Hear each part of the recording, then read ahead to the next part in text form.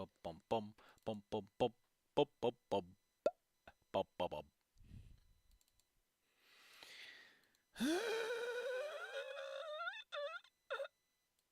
There you go.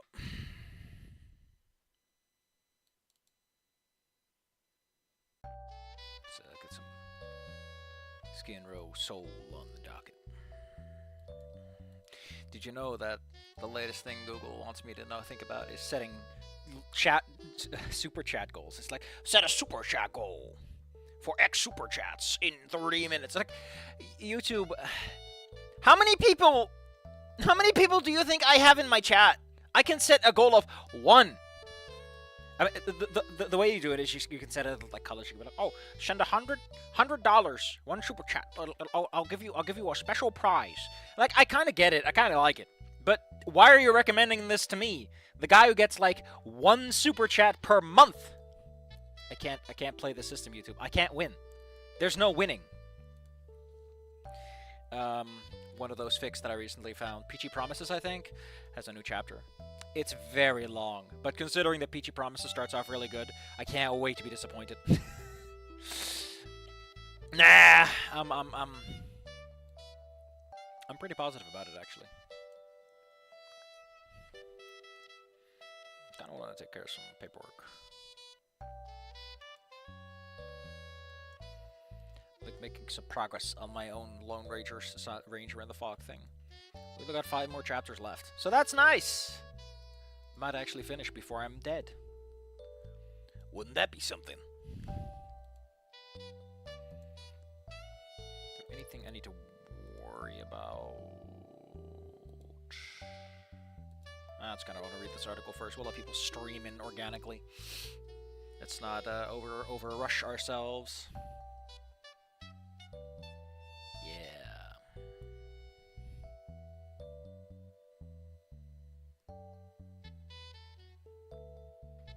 Oh, I need to refill my bottle. That's what I was thinking of. That's kind of important.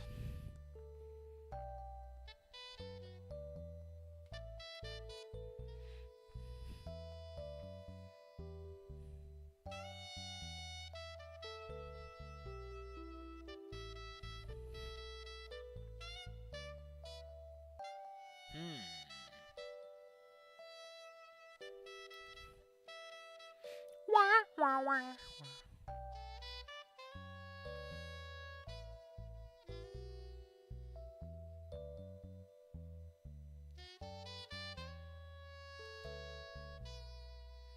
Oh boy, I love reading smart people having big things.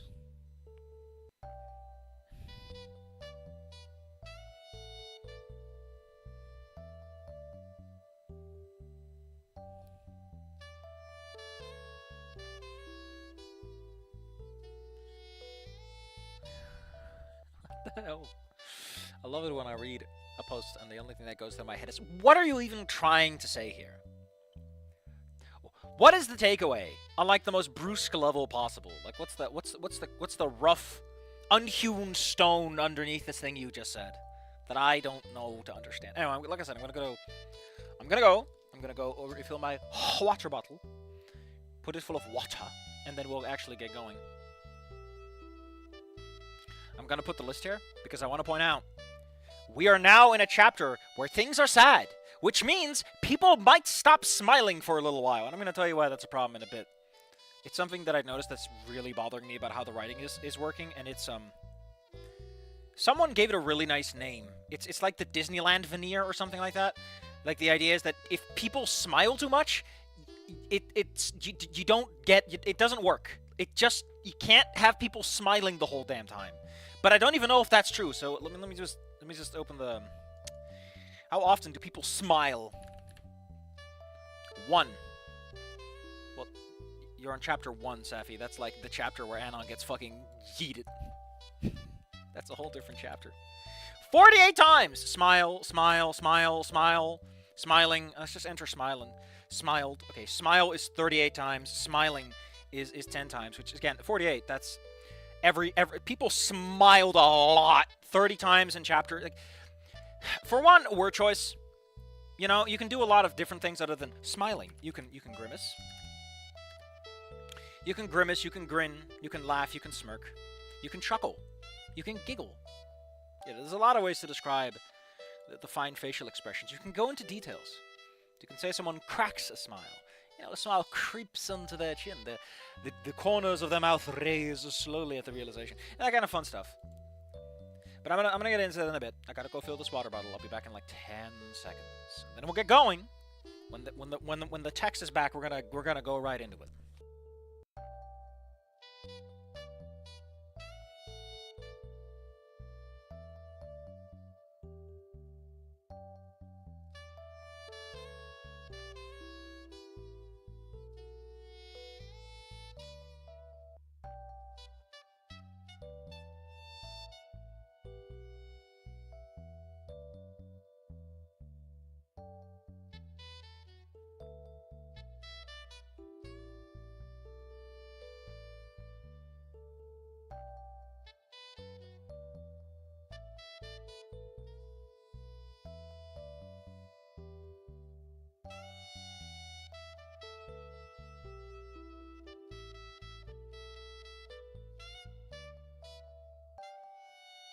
Okay. Let's get to it. So, what is the problem? What is the problem with people smiling? People smile, right? People smile. No. A thing I've noticed is that in daily life, people don't. Maybe it's an American thing, right? Like maybe in America, it's very normal to smile non-stop. But like the only place I know people consistently smile is fucking Disneyland, or people going to a theme park or something like that. Hold on, let me just start the recording. Hello, people who are listening to the recording. So, I legitimately do not like how much people smiled in the last few chapters. Apparently, they're only going to smile once in this, which is good. Because, here's the problem, right? There's a neutral tone you kind of want to have, where you deviate from. You want to have a sort of a level. And from that level, things deviate. Emotionally speaking. Tonally, you want to deviate from that. So, in, say, Ranger in the Fog, the sort of tonal median is either unease or dissatisfaction or self-loathing. That way, when someone smiles and they are happy about something, it means something. It also means that if someone is smiling, you, the reader, are like, are they really smiling? Because, like, this ain't fun. You can do something with that. The problem is, if everyone smiles all the damn time, it comes across like Disneyland. Do these people experience any other emotions? Are they capable of being sad or upset or just anything? Like, and the bigger problem, I think, that I just realized is, why isn't Olivia the POV? The last chapter was so much Olivia. Why isn't she the POV? It really reads like the author was like, I actually want to write the story about Nasser and Olivia hooking up. You know what? Fucking go for it, champ. But don't write it from, like, someone else's perspective. It's so weird. And they give Anon fucking satellite dish ears so we can listen in on conversations. That, like, if you write a story like that from the perspective of Olivia and Nasser, it works so much better. Because now you can have the shitty Nasser scene where he talks to the dad and the dad needs to wash his fucking glasses with how much reflection they're giving off. But you can just have that be in the scene instead of having to awkwardly describe Anon describing the situation. That kind of secondhand account is so awkward if it happens in the moment. It works way better if Anon tells someone else about it.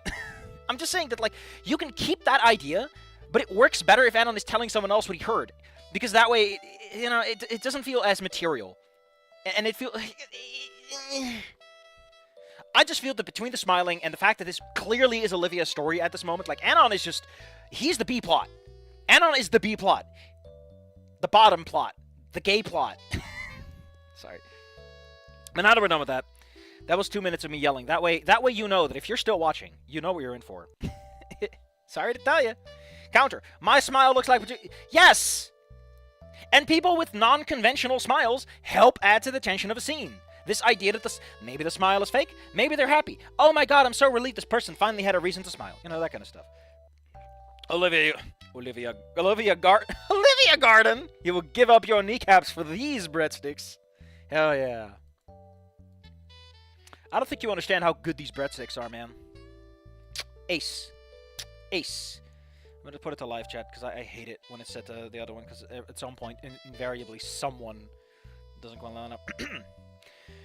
Anyway, Olivia had a migraine and her brain broke and she gave Nasser a picture. Like, so much happened last chapter. I don't even know what happened, but basically the entire fucking love arc happened, and they are smooching, and they smooched like a couple of times, and they smooched at a weird time, and then they tried to have what pretty much is like a first kiss scene. Like mechanically, it's way too many chapters happening at once. But in hindsight, it was something, and now we finally get to go to a different kind. Like, I get it if you want to write a romance, right? But the fun thing about a romance is the will they, won't they. It is the tension. The reason I give a shit is because there's the opportunity. Like, either you have the chemistry, and they don't really have a lot of chemistry, or the tension. And if you don't have the chemistry, you need the tension, and it had neither. Like, the whole scene with the handing over the picture is set up in a way where you're like, they're just gonna hand over the picture, and it's not a big deal. And then they just fucking don't do it. It's such a... What are you even foreshadowing, my man? You know how you set that scene up? You have Anon find the picture when Olivia's like, I gotta go do a thing. And he's like, hey, you forgot this thing. And she's like, uh-oh, that's a way better Chekhov's gun for that situation, I'll tell you that much. It doesn't feel as like, okay, then why did it happen anyway? Because in one situation, they literally address the concept. I know, you can still forget, but you're writing a story, not writing reality. Sorry to tell you, but history is fucking stupid compared to good writing. That's just how the cookie crumbles. Oh, no, it's been 5 minutes. Well, I guess the people who are listening are very angry. Let's get to it. We took Olivia everywhere to figure out what was wrong over the week. Yeah, well, problem with that sentence? It implies the week is what's wrong, as she briefly withdrew from school. You're going to want to rewrite that a couple of times. In my defense, I used to know a painter guy who got crippled inhaling paint fumes. Mm-hmm. To every doctor, to every one of their referrals, to every referral of those. I feel this again doesn't work. I feel like you should include we went to every doctor and to every one of their referrals and to the. I see what he's going for, but the setup's a bit clumsy. It's a bit rickety.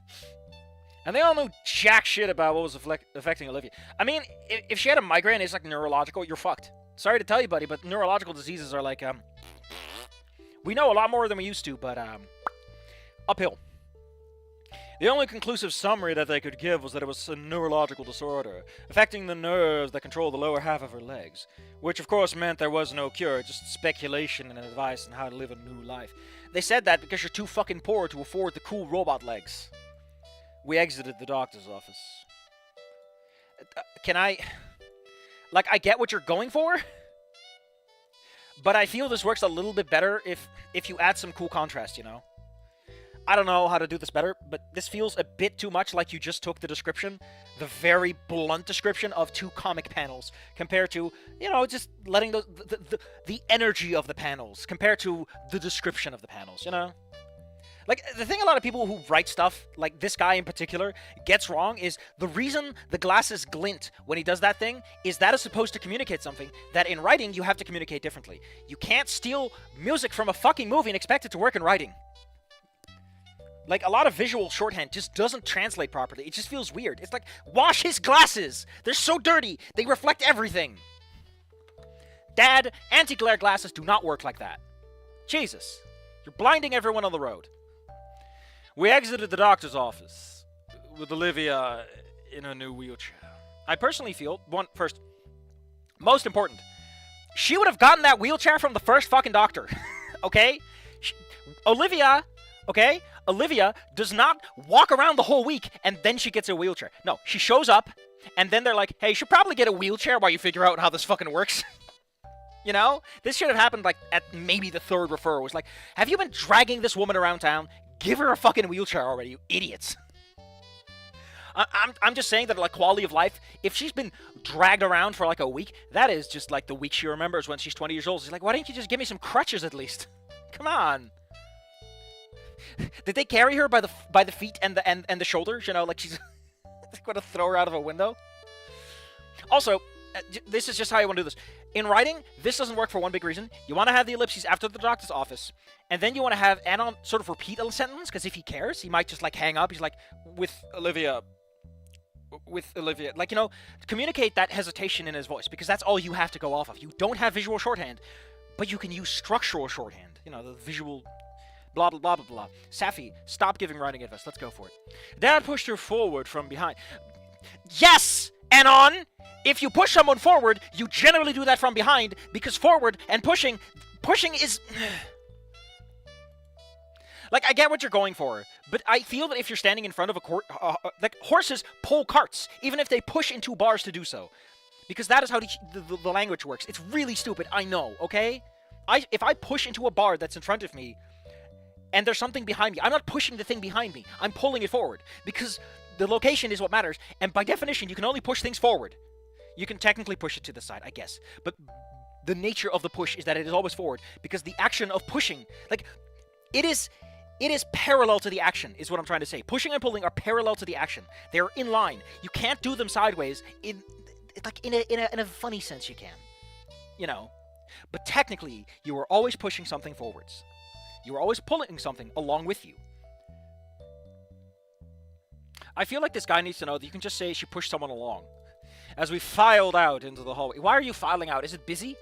My mother is speaking up as she came up beside the baryonyx. Again, you want to avoid having... This is like really... You want to avoid having speaking up and came up. You want to avoid having that double up. Listen. I know that they... I know 7-Up says you can have 7-Ups, but you shouldn't repeat words like that too much. Like those kinds of verbs. It's very weird and specific, but you gotta learn it. If you want to write well. They shattered my legs. Yeah, but... The thing is, in your case, if your leg was just shattered for 3 days and that's all they... Like, if they're like, it's just 3 days, don't worry about it. But in Olivia's case, odds were very quickly they found out that nothing was going to work. I'm pretty sure the doctor's like, I don't know how long this is going to take. Here, take it for... Or they would at least tell her to get one. They might not give her one from the hospital, but they would be like, hey, listen, you might want to get something for her. Or maybe the reference is like, this is like the permanent wheelchair. But refer to that, okay? Just including the line, her permanent wheelchair, does a lot. It's like, okay... that she probably had a temporary one before this. Now she has a permanent one. Okay, so they have relented. By the way, the idea of giving her a permanent wheelchair compared to the temporary one also communicates that this is real now. This is a physical thing. Look at this. This is a real step and they can't go back. And that can... Do you feel comfy there? No, you ask if you're comfortable. You say, are you comfortable? Come on. Do you feel comfy? Do you want to go and play Stardew Valley? Do you feel comfy? Although I couldn't fault Mom for asking, it definitely wasn't the right thing. And your mom has to deal with her daughter being crippled from the knee down somehow. And, like, I don't know what to tell you, man, but I don't think anyone knows what to say. This is one of those situations where life doesn't prepare you for this, buddy. How about we get some sad music?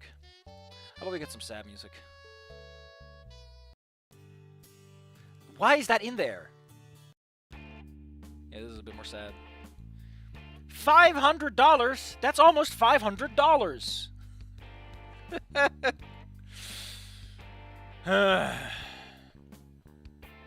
Actually, that will be... Yeah, that would be less than 500 pounds. I don't even know how the pound is doing right now, so don't quote me on that. I've not checked up on the British pound for a little while. Although I do agree that was not the right thing to say, but not for the reasons you think it is, Anon. How can anyone ever be comfortable with this? Well, she's more asking... Anon, she's asking if the chair is okay. She's literally asking, hey, is this a good chair, or did we fuck up? Because if she's going to be in that fucking chair for a while, it might as well be a good one, you know? Hey, Olivia, does the chair suck ass? Is your ass getting sucked through? But it didn't seem to matter as the baryonyx barely appeared to have heard or registered Joan. I feel like you could just go with registered or noticed and be done with it. Like, you don't need to double up unless you're trying to say some sort of emphasis here. And I don't see what the emphasis is because this sentence is already fucking long. Simply staring at the metal doors of the elevator. Also, you were already literally just describing her distorted reflection staring back with that exact same look. Yes, Anna, that's how a reflection works. My reflection looked back at me with a smile while I frowned at... How does that work, Anon? When did this magic get introduced? The one... Oh, no. Okay. The problem is, this is fine, actually. The problem is you broke it up in the most awkward of places, and in a way that doesn't really work. Also, if you're doing something like this, you want to have that exact same look that Olivia gave. Because at that point, you're probably iterating. The one that Olivia gave at her parents' funeral, knowing that her life had irrevocably changed. I don't know why. I feel like irreversibly is better. Irrevocably, like, to revoke is an action you take. I would use it, but for some reason I'm being a little piss baby. Time to turn Olivia into a dreadnought. I mean, putting her in one of those death coffins or whatever they are probably is cheaper. When we got back home, we had to help Olivia up with the small steps into the house, giving us a sudden wake-up call of just how inaccessible our house would now be for the baryonyx unless some alterations were made. And even then, I doubted our staircase was wide enough to fit a wheelchair lift. I mean, that the entire upstairs was now blocked. She can crawl up. In fact, I get the impression that Olivia in Wani is like perfectly content dragging her ass upstairs. And she seems like the kind of girl to just do that for kicks. Including her own room, which was now being discussed. And Dad on the... And I can bring your bed downstairs and then move all your things to replace the... Okay, listen. Hold on. I just remembered something. Hold on. Someone just showed me this. Hold on. It's a song that I recently was reminded of. It's The Courage the Cowardly Dog. It's a perfect song. It's Olivia. Her legs are in gauze.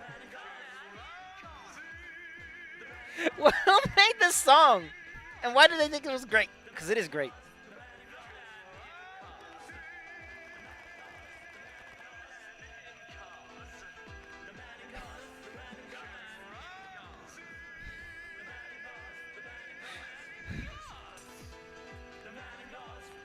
Really bad disco.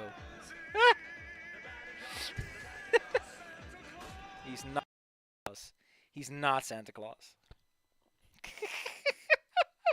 Anyway, I'll put the link out so you guys can enjoy some ancient American culture. I love that song. I love the fucking pipes on that man. That man, King Ramses. I wish I could sing like that. Just fucking blow everyone's ears out in a single, well-placed huff and puff. No Stairmaster for Olivia half-folded. No. I don't know, I can bring your bed downstairs and then move all your things to replace the computer room. I like how you had a fucking computer room. My man, isn't it like 2000 and something? Yeah, like 2000 and... They're like 15, 16-ish, right? They're like beginning high school soon? And 2020, and they'd be like 18? So yeah, why do you even still have a computer room? Wouldn't that just be the study? Why is my... Get that out of here.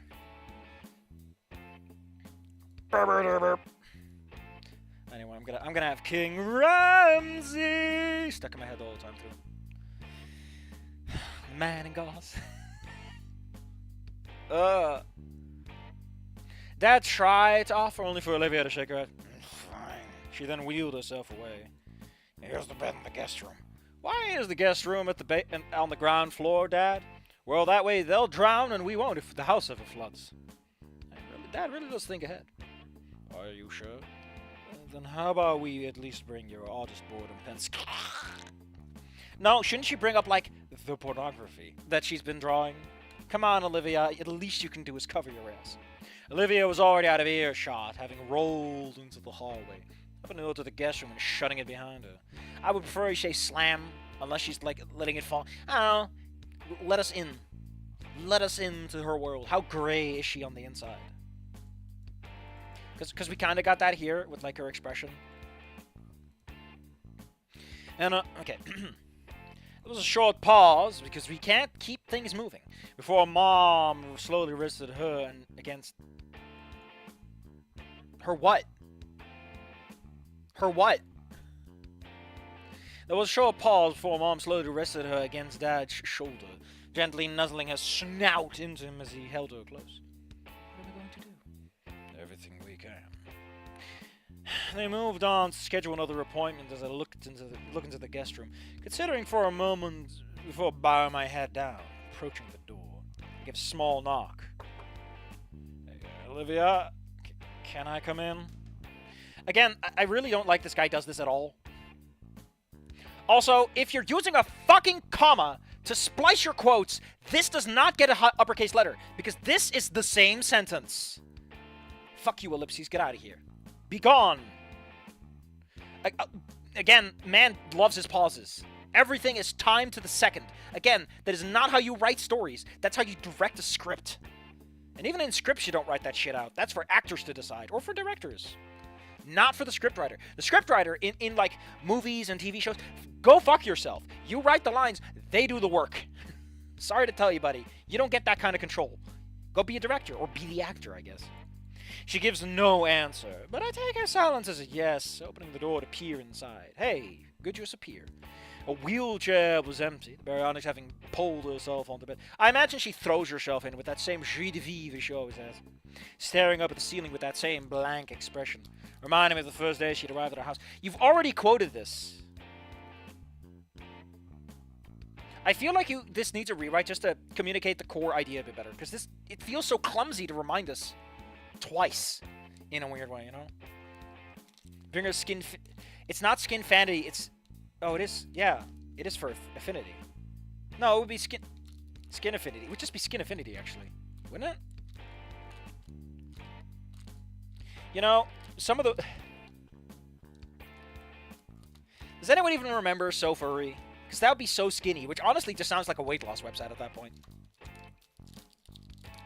Olivia, what the hell is this? That's my skin Sona, Dad. You wouldn't get... Actually, again, technically furry characters can still exist because there are scaly people and humans, but the fur is still off limits, still fictional. You can still go there. So they probably still have Renard de Fox, which just means Fox the Fox. I have been told. Hey, that's some shit.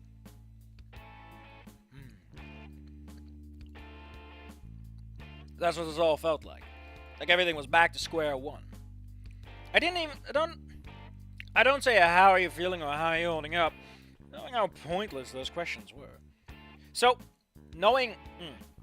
So remember, this is an Anon that has been to ending one, okay? He's been at his lowest possible moment, okay? So, just a quick thing. If Anon has that, it's been years, right? And I personally, like, after the... Like, again, this happened when I was like 3 or 4 years old, so it's fucking weird. But you can use this idea, right? Are her parents being adopted? Does it even matter? Couldn't Olivia just been fucking adopted? Like, nothing stops this plot from just being Olivia was adopted, okay? And just, her parents don't matter. They just don't. All that stuff that happened back then, at most set up that Anna learned to play the guitar? Which also hasn't really come up all that much, all things considered. He's boxing now. But point is, what they should have done, right? Okay, hold on. Okay, hold on. I don't need the music for this. Follow me on this wonderful journey. As I put on my Sapphire editor. You know, if I was a big fancy streamer and I had like $1 billion or fans, I would get like a hat that just says streamer on it. No, editor. It says editor. I put on my editor hat. And it can be a cheap cap, but it's just like a hat I put on. But okay, what you want to do is Olivia's adopted. That's it. We don't need this Godfather bullshit. It doesn't add anything to the story. It's fucking useless. Just have her be adopted. She's already processed this. So Anon mostly just knows her as this middling to happy person. And then he sees this expression for the first time. And he is reminded of the people at the funeral. He is reminded of Trish and all those individuals who were harmed by his actions to Fang. And then he relapses. This is that moment. Like, everything has been going honky-dory, and all that relentless optimism crashes into him as a result. It's like, okay, Anon. And then you start talking about... Because, you know, he sees Nasser, and he has a little bit of an, no. But, you know, he's trying to be optimistic. He's trying to be happy. He needs to be there for his sister. And then this is the moment where he crashes. That way, the real intensity hits a little harder and doesn't get written off really awkwardly at a really weird stage in his life. Because he's a teen now. It's been years. And... having that wound be old, and he never actually... I don't know. I feel like there's a better way to handle this that more effectively utilizes the punch of she and I share this emotional downbeat. I don't know. I feel like maybe there's an opportunity here that's been squandered by trying to do too many things and like not really knowing who the protagonist is. Again, Olivia's still technically the protagonist. Anon has not taken main character role back yet. He is still secondary to the whole proceedings we're having here. Anyway, a few seconds pass before she slowly rolls up to sit. I know, you're just saying pauses again. If you're gonna do that, at least be like, it took a while before she found the courage to shit up. Let Anon have some opinions, you know. Guess the car crash finally caught up. Olivia Murray. I highly doubt it would take several years like that for that to happen. That's so weird. That is such a, like, I didn't think about this originally, and I need to backpedal, so here we're doing it now. Fuck it, we're doing it live. Which is a funny part of fanfiction writing, is that it's such a living work that it invariably runs into retcons by definition of being written by someone who didn't think about this hard enough. Because, you know, who does? I didn't. Like, Ranger in the Fog is a work I'm proud of that I fucking hate, that I want to die already. But, you know, it changed a lot, and probably for the better over time. I know what you was referring... Yes, of course you do, Anon. You've literally referred to that fucking event twice by now. Should have known. I was so lucky to get out with a script. With just a scraped knee. I don't know why. Again, it's been like over a decade. It's such a weird thing to catch up with you in this way. I don't know. Does this even happen? I imagine it could. Given how weird and fucky neurology can be, but, you know. I feel like her migraine should have been played up a bit more. You know, make it a thing where you're, like, slowly catching up on it. Like, she's always had migraines, etc., you know. Olivia's always had migraines. That way, when it actually happens, you're like, oh, there we go. Maybe that's why she likes metal music, because it drones out the headache. Now, you can tie it all back into the... And then Olivia slammed her tail against the bedside desk, bending the wood. I'm pretty sure, yeah, there we go. Cracking it down the middle, releasing all her pent-up rage and frustration into the piece of furniture. Her snout curled into a silent snarl. I don't know if curled is the word I use for that. I just slipped because I just love alliterations that go that long. She didn't yell. I mean, she hardly ever yelled, but somehow this was scarier. Not that I ever could be scared of it. Anon, you're a boxer! She swims! You're like a Chad! Why are you afraid of... Why would you ever claim to be afraid of her? You could beat her up 10 times before her tail does anything. Jesus. Not that I could ever be afraid of Olivia.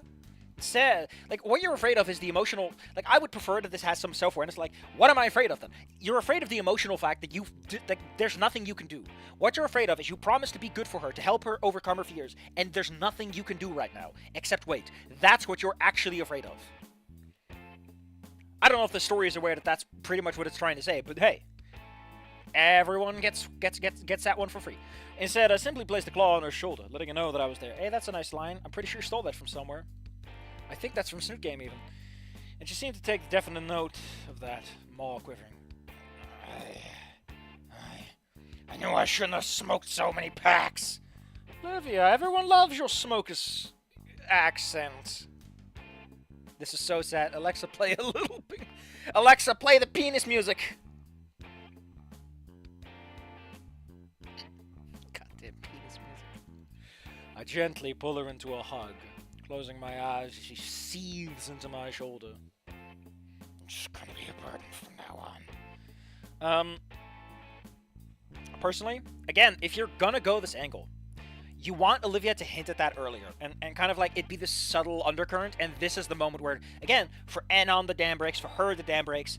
He's upset because he's like, oh no, this is what bad feelings are like, I forgot about them, whoopsies. And she's like, oh man, I was right all along. And they clash into each other, and they just become this slippery slope of self-fulfilling prophecies. That is really good high drama, where everyone just fucking sucks. It's good music. No, I mean, the title, never mind. But I'll give it a look-see then, later. You won't. How do you know that? Oh no, she's quiet. I feel like Olivia would be a bit more furious after this taking a fucking week. Her voice was soft and weak. Because you're my sister, Olivia. I'll never stop loving you. That doesn't mean she's not gonna... you can love a burden, Anon. That's not what you're supposed to say. I reopened my eyes, noticing Mom... What the fuck are they doing? Let's just spy on this tender moment of our children, when they definitely need some fucking space. The former holding a claw at the end of a snout to hide a... Oh. There it is, the one smile in the entire chapter. Oh no. Oh no! Oh, why did I only get one smile then? I guess I read... Oh, because I read the first number, not the second number. You fucking... We're going back to Smile Town. Although, apparently, the real condensation of smiles is like a ways down. Things are not smiling right now. Smiling friends, be gone. Anyway, so people were watching the recording, and a whole bunch of really good moments have just been passed up. Painful. Even if I'm never able to walk again. And if your parents have showed up, at least tell her about it, because that's just fucking rude at this point in time. Because at that point, you're coddling her, and she doesn't need that. You can love a burden. What's that? Listen, I know. I've been stuck at that number for years, my man. I'm doing this for the fun of it. Because there's no way in hell this is ever going to turn a profit. You know? You know how there's like YouTubers with like 100,000 subs who are like, this will never make any money. Fuck those guys. I'm the guy who's never making my money back. Man, I got like 100,000 subs and I only make a few $100s a month. I never pay for my actual bills. I do like 1 hour of work a week for all the stuff, you know? All I hear from those guys really is like, why don't you guys click my ads harder? Such a weird thing to say. Like, 100,000 subs is so much better. I have like 1 or 2 people who show up. They're great people. And honestly, I don't want to move too much further past that anyway, because like, apparently once you become a big channel, everything goes wrong. You can't have people you like, because everyone is all equally noisy. You just lose track of everything. You start getting bots. You have to contend with the modern media age. Even if I'm never able to walk again. My parents stepped in, coming up beside the bed to kneel as Dad rolled an arm over her back. So what's everyone... Anon is hugging her, but I imagine she... Whatever. I'm just confused, I think. I will never give up one way or another. You would ever be... I mean, this is a sweet moment. Let's just let it stand on its own. Everyone is having sad times and hugs and kisses. Everything is fine. You know... I do want to point out, there's another good angle you can take to this. Which is, Anon is, like, what, 30 years old? The Anon's, like, 30 years old, okay? It might need turning around. If things are turning around, I'm gonna... Anyway, so, here's the thing, right? This is a big thing for Anon, for Olivia, for the parents, right? Anon, if he's not gonna have that flashback moment, he could have the moment of, like, my parents... I'm, like, 30 fucking years old in this body, okay? I'm, like, 33 at this point. I can be there for my parents in that mature way they need someone to be, you know? Because they might not be dealing with this well either. I imagine that the mother and father might be like, we failed her. We were supposed to take care of Halford's son. Halford's daughter. Halford's daughter, and we failed. Her legs are busted. Like, they might take that personally. Like, we were godparents, and we failed. Again, the drama is not about Olivia necessarily. But Anon is not the protagonist, so he doesn't get to do anything. Ugh. I wonder if the writer's even aware that Anon is just sidelined to the B-plot in his own fucking POV. Like, that can work. There are stories where you can take that concept of, like, you are not the main character. You're not reading from the main character. You are, you know, like Oblivion to an extent. Like, you are looking at the main character from a side perspective. Oblivion didn't do it too well, but you get the point. You can do it. This isn't that, though. This ain't it, Chief, as they say. Olivia's breath hitches with a hiccup. Sharp teeth gritting? Oh, for some reason, my brain is like, she has to be grinning. No, she's not grinning, Anon. What is there to grin about? I mean, because she's happy her parents are there, I guess. Her teeth gritting to contain a sob before giving up, crying as my parents quickly sat on the bed to join in. How strong is that bed? It's probably like a king-size bed, because it's a guest bed. So yeah, I could probably hold 4 people. Especially Chad Anon. Actually, Olivia's fat and Anon's a Chad, so like, there's 4 adults on this bed at this point. It's orgy-proof. That's all you gotta know, baby. Olivia becomes an Autobot. Hell yeah. The author is a coward. Where's my Autobot crossover? Wrapping their arms around her as he formed a tight group hug. After a few moments of releasing her sorrow, I felt Olivia let out a shaky sigh into my chest. What group hug? Oh, they're like layered on top of each other like an onion. I've been told that ogres have many layers too, but are they hug layers? Having found the first comfort ever since losing her legs. So this whole week you've just kind of been going, you'll be fine. Despite the cruel and fuck... Her life has been fantastic. Other than the dead parents thing, but that happened at such a young age. She barely remembers. Like, putting everything aside, things have been going pretty fucking spiffy and on for you and for her. Like, this makes sense, like, a decade ago when you were still a cynical little bitch. We were here for... Also, how cruel and fucked up is this world if you have a family? Like, the support network is such an important part of overcoming something like this. Like, she is miles ahead of an actual cruel and fucked up world. Just putting it down there. It is cruel and fucked up that, like, the injury that killed her parents decides to fuck with her 10 years later. That is fucked up, and I like that. But the author isn't drawing that conclusion. They aren't aware of the fact that you can do something with that. This entire story is like 18 different fantastic plots, just ignored for the most banal interpretation. This is where I watched my parents die, Anon. Fuck you, Olivia. You were like 2 years old. You don't even remember that shit. And then her parents like show up from behind the bush. Did you fool him yet, Olivia?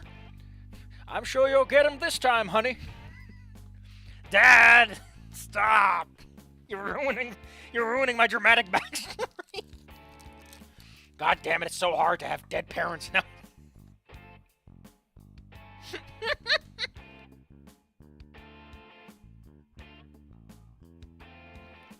And on Nolan Bennett, I'm going to say something to you that I probably should have said more often, but a lot of fan fictions are written spur in the moment, and then like 18,000 fucking weirdos say, this is the best shit ever, and I'm like, no, it's not.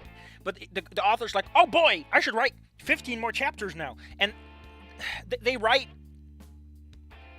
A stream of consciousness is the term. There's no editorializing phase. There's no looking back. My writing style is I write a whole bunch of stuff in like different chapters so that I kind of know where I'm going. I have a scaffolding in my head as to what needs to happen. And even that's not perfect, because like Ranger in the Fog and The Cost of Moving On had massive revisions. Now imagine you don't do any of that, and you just keep writing, and that's all you do. Like, of course he's not going to write this, because he's not fucking thinking about anything.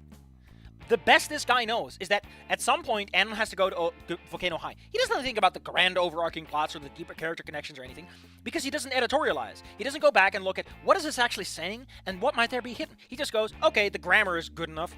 Whoop! You know, he runs spell check, and that's it. Which is fine, because this guy ain't getting fucking paid for any of this shit. Okay, sure, he gets a lot of views, and I'm very jealous, but outside of that, he owes nobody anything. Especially not me. I can put on my fucking editor hat as much as I want.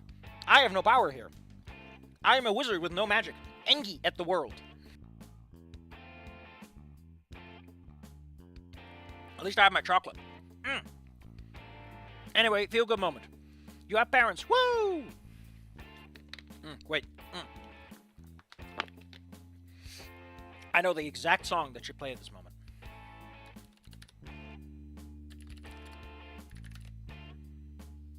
Hold on.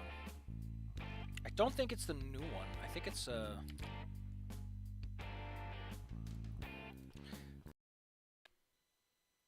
Listen, I just here we go. The family joined the party. I don't know why, but I really like the Mario Party. Nice to meet you. It's the perfect song for someone joins your party. How much fun we're gonna have! The emotional trauma and the grand resolution at the end. It's great. It's great. People say to the worst thing that this shit is the best thing since sliced bread. That's why that's yearly called. I've come to realize that the vast majority of people who like Snoot Game don't understand why Snoot Game is good. They don't get the plot, they don't get the story. They just go, ooh, and that's fine. That's what. There's a reason why telling someone I hope I hope your darling goes mainstream is an insult, because Dungeons and Dragons has been poisoned by that to such an extent. Mwah! It makes me vomit. In fact, I almost vomited there. Oh, man, just thinking about it. Olivia finally returned to school after a month. I thought we were at the end of the year. Whatever. Anyway, she's been gone for a month, and now she's back. I was given permission from the office to be allowed out of classes early to be with Olivia before the end of the period, just to make sure she was able to get to her next session. Session? You mean her next class? And when lunchtime arrived, well, almost the entire table of Beak League was occupied, barring the spot where Olivia and I usually sat. What? Okay. Okay. What? And I was like sitting down. He's got his black Tam O'Shanter. No, he's got one of those British caps on. He's sitting with a cigar or a cigarette, like, what a cruel and fucked up world we live in. And they roll up into school, and half the fucking school is there, and they have party poppers, and they have cake, and they have presents, and it's like, the world is so cold and uncaring that my beautiful sister only has 50 people attending her birthday party. She only gets a Lamborghini. What a cruel and unkind world. Jesus Christ, Anon. You can't say it's a cruel and fucked up world, and then have the fucking welcome party. How do you fuck this up? Billy and the boys. Who? Jeremy, Isaac, and his girlfriend Stacy. Who? I mean, listen, this is not a criticism, okay? This is fine. This is establishing that Anon has met other people that we don't know about because they're not important for the story. You can do that, and you should do that because it makes the cast feel bigger than it is, okay? You need to do that. All of them taking notice as we arrived. Shouldn't it be at when you arrived? Rising from their chairs, or if you... They brought gifts! It's a welcome back to school party, not a fucking... Oh my god! What a cruel and cold world. Nothing goes well here. As they give her gifts for coming back to fucking school. Jesus. Most signed and scrawled, really, by other students around a great big welcome back. Welcome! Hold on. We know exactly what welcome back Anon. For those who remember the N64, it's the beautiful... Welcome back. A bit louder. Welcome back. Professor Oak, Pokemon Snap, that's the welcome back they get. Anon in full Doomer outfit, just blasting Linkin Park. He doesn't blast me. Oh, you got me! 'Cause I'm so numb. And I'm sitting there as like a little disco ball lowers from the ceiling, and Olivia's like dancing in her wheelchair, laughing. This world doesn't care for people like her. Olivia! Doe was the first to speak up, rushing forward to hug the baryonyx, leaving Olivia blinking. You're finally back. We missed you so much. I mean, to be honest, I think this is important. They probably are like extremely worried. Like, all my bullshit aside. Like, these people probably had, like, really limited information. Okay? Like, they probably didn't know, like, how bad is it? Like, are her legs gone? Can she even see? You know, they're probably like, oh, thank goodness it's not as bad as we thought. Because, remember, these are really close friends. I'm not going to undercut that. Yeah. Warden agreed as Doe again, using separated is such a funny place. Again, first off, I got a big tip for you. Don't do this. What are you talking about, Seth? He looks fine. Okay, listen. If you use a comma for your quotes instead of a period, this does not have an uppercase. It's not capital. Because this is one sentence. There is no break. There is no uppercase. Don't, if you can help it, avoid mixing that with a period. This is really awkward. To have one quote be its own sentence and this not. Because this period bleeds over. The quote is contained, but the punctuation mark bleeds into the greater text.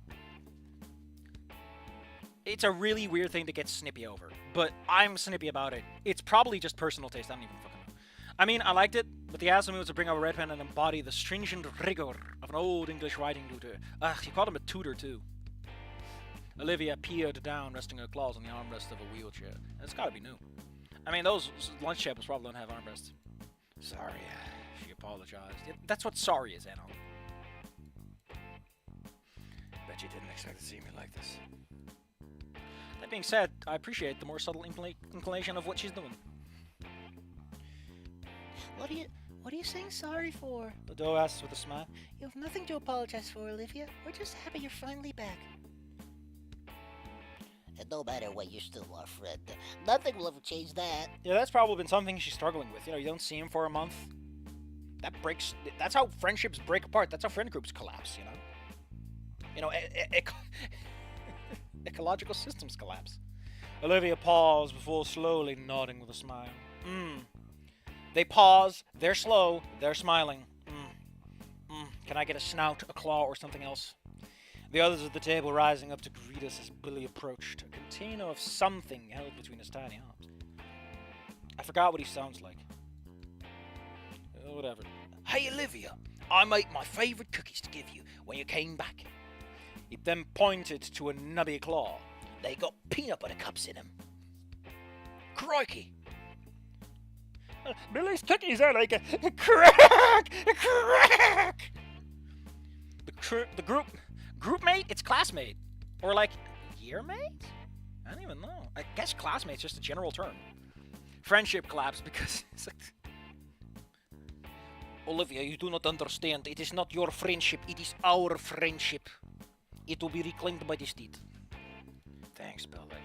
Olivia said as she accepted them. Again, this guy, it's like this guy just figured out how to do this.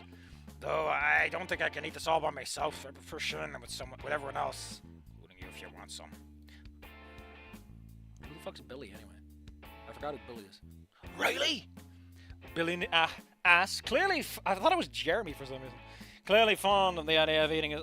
wait, wasn't Billy like the fat idiot who got stuck in a corner? Clearly fond of the idea of eating his own baked goods before... I mean, I kind of like that the fat guy started making his own goods. You know? Get high in your own supply. It's literally crack. Cracked sugar. I mean, that's really cool. Isaac and Stacy approach. I need to see more Australian people so I can get the proper shrimp on the Barbie. Got into a little bingle today. Actually, that might be... Fuck! Isaac and Stacey approach the former speaking of. By the way, I feel the need to point this out, but, like, we're getting a whole bunch of cast that we don't do too much with, and we're not getting physical descriptions. I'm kind of annoyed by that. I know it's because they're not that important in the grand scheme, but just summarize them then. Isaac and Stacey approach the former speaking up. Your return was something of a relative to us all. Olivia nodded her head to the rest of us. Yeah, I'm starting to feel that. Yeah, what gives it away? The fucking banner? Gotta call it a poster. She looked to the rest of us. Pretty much everyone in old schools. And, like, in Snoot Game, the world is a bit cynical, including Wani to some extent. In that, this wouldn't happen, because, again, it's a cynical interpretation of reality, but... You could say he's packing the...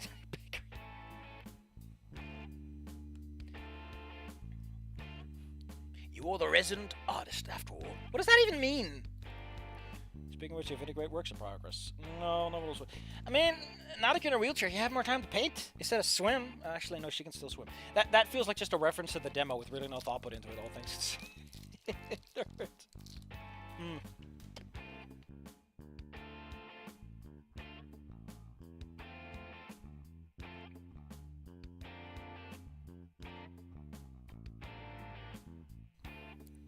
I have chocolate, and I will consume it. Nothing can stop me. I could pause the recording, but you know by now I always forget, even when I'm on myself.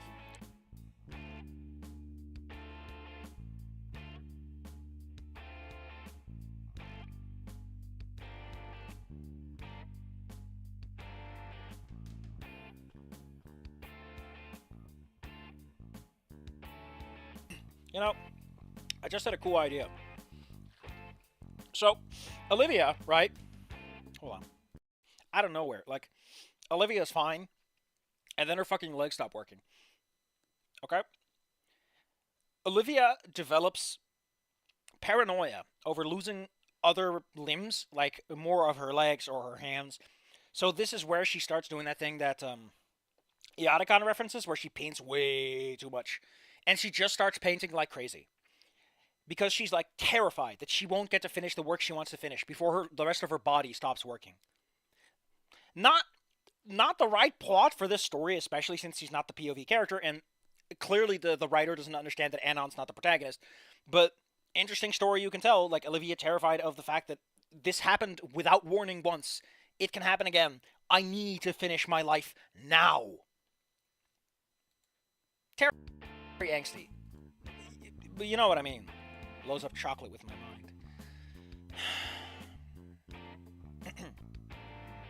Took a moment to realize he was looking at me for a go-ahead. Something I hadn't done since first grade. To that, I simply gave her a warm smile.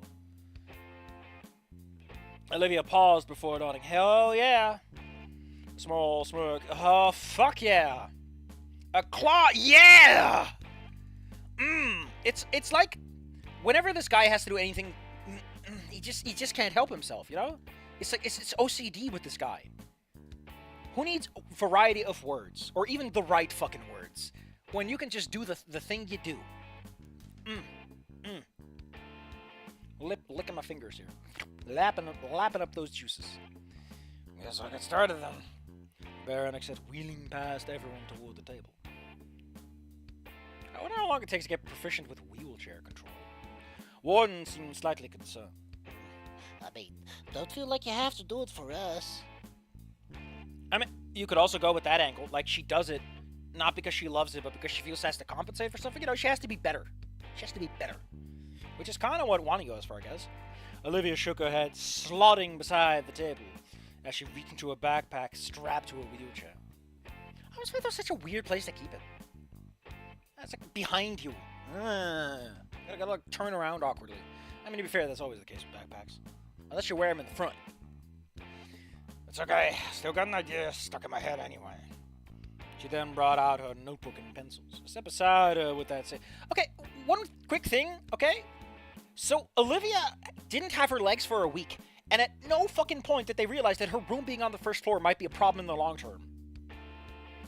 This only occurred to them after she got the wheelchair. Damn, what did you do those days that you did not have time for that? You dragged her up there, right? Or she crawled, like you should have noticed something might have been up. Again, this is why summarizing some things might be better, or making it the point of a scene. Go both ways, don't go this awkward middle ground where it's like, wow, didn't they notice this earlier? Minor thing, but not really relevant in the grand scheme. I sat beside her with that same smile on my snout. She began the sketch, everyone watching quietly. Even if Olivia couldn't walk, it hadn't gone in the way of doing what she loved. Okay, again, like, Olivia is not a fast painter, all things considered. It's strongly implied, especially by Inko standing in during the barbecue scene, you know, inside with Olivia getting painted. She's not that fast. You know, she's good, but she's not a speed painter by definition. Maybe she is, but the story never makes it that blunt. Even if Olivia couldn't walk, it couldn't go in the way of what she loved. I don't think your legs are that involved in the process of painting, Anon. Peanut butter cup. I recognize those glasses. Is that me and Dad? Oh, is that one? Once Olivia was done, she held up a quick but pleasant drawing of us all, contained and straining the boundaries of a red envelope. Oh, and Warden were hugging each other, Isaac and Stacy. Oh, were those the nerds? I barely remember who they are. Hey, on the plus side, I barely remember them, which is more than I could say for some background characters in these things, so I just forgot about them. The trading cards was the giveaway. Because I remember when I went to like a library dork or something. Jeremy backhanding a punching. You don't backhand in boxing! What? Can you backhand someone in boxing? I thought the whole point was to use your fists.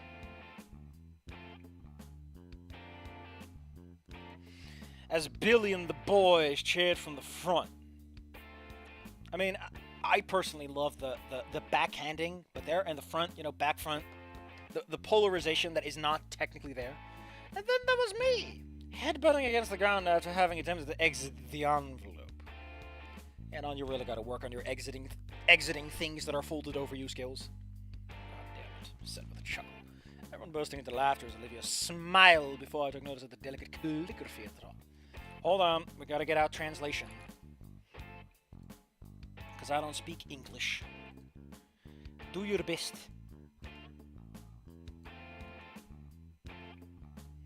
Man, I sure fucking love it when you get...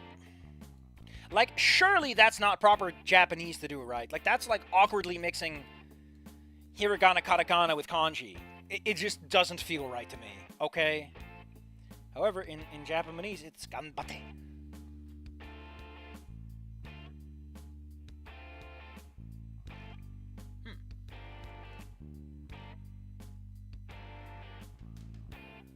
I know it's just really awkward to me to see this line, and it's like 2 pieces of like the simple stuff. Especially that little squiggly guy. I don't trust that little squiggly guy. I don't even know what that character is. I just know that I don't like the look of him. I throw him into Google Translate, and it's like, this is the letter S. And I'm like, yeah, I know. He looks like it. Hand. What are they together? What? That's it? Or so... Okay.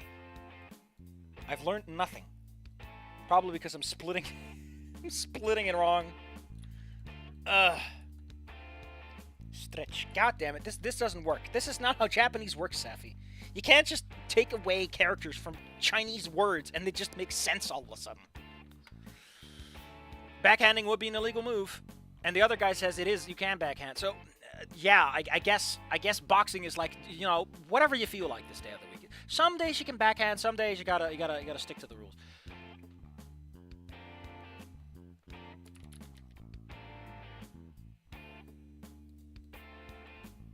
I had no idea Olivia even knew Japanese kanji. I'm pretty sure that's hiragana or katakana. It's one of the two. Kanji are the fancy ones. You know, the ones they just stole from the Chinese. And then they got all weird with them. Oh no, okay, I guess you can backhand in boxing. I don't know, it feels like it's counter to the point, because you're in the gloves, right? Whatever. There's a reason I'm not a boxer. Because I've never boxed, for one. It's a regional dialect. Uh-huh. What region? Upstate New York. Oh, hey, she even says ganbate. No idea Olivia even knew. Again, it just looks so fucking weird to me. But I'm too used to video game Japanese where they have to stick to like the baby scripts. Because fitting in the kanji just wouldn't work. The baryonyx nodded. Ganbate. She said, it means do your best. Shrugs. To be honest, I only know how to write that word and one other. So it's cool to have. Do your best. I then nod, slowly grabbing my seat. It's like this story finally had a fucking dramatic arc to go through. And now it's like, everything's fine! If the next scene isn't Olivia going like, oh, that was just all fake because people were happy and I didn't want to ruin the mood, and she's still fucking depressed, good. If not, like, man, just let a fucking plot happen. I remember his old coach getting pretty pissy. So what I know needs help with swatches.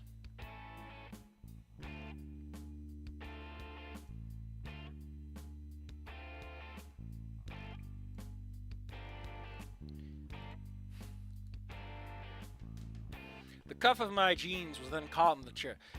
You know, I'm just saying that if you're gonna have Anon get caught on the cuff of his cuff, you know, you gotta mention that he's wearing pants. Otherwise, I've been imagining him as Donald Duck the whole time, pantsless in Seattle. God, that's like the sassiest thing to get upset about. The cuff of my jeans was caught in the chair, causing me to fall forward and headbutt into the floor. Picture, Anon. You do know your snout hits the ground first, right? Which would hurt like hell. Like, your forehead is all the way up there. You would... And, I don't know, Anna. This isn't something that just happens safely. When I lost my leg, it didn't... 5 years. Woof. I mean, it takes a while. Again, between phantom pain and just, like, having to accept that you're no longer capable of doing certain things and how to handle that, there's a lot to it. I imagine, like, mentally, physically, how your house is designed and like put together. Like, so much goes into this, and all of it, again, the mental and the physical grind together to create that extra layer of friction. Because if you were just in a happy-go-lucky mood, oh, it's easy to throw my house around. You know, it's not. Again, I hope Olivia just gets fucking pissed after this. It's the only way to do this.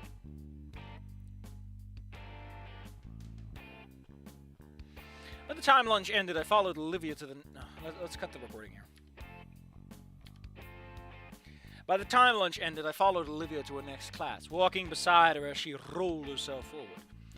I could have pushed the wheelchair forward, but I didn't. But I knew I didn't have to, nor would she have wanted me to. Olivia wanted to do things for herself. I was all for it. You lazy bastard. Unfortunately, the two of us stared at them. Okay, let's put on some different music, because things aren't.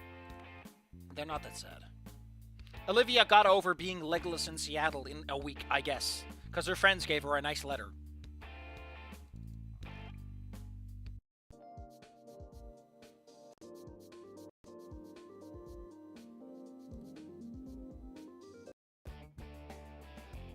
Let's go with this one, I guess.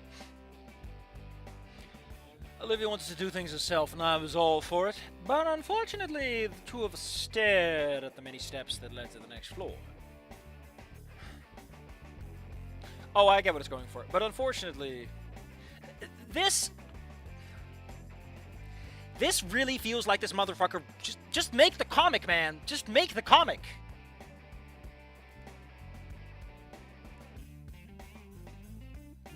This is stage instructions. Doesn't belong in writing.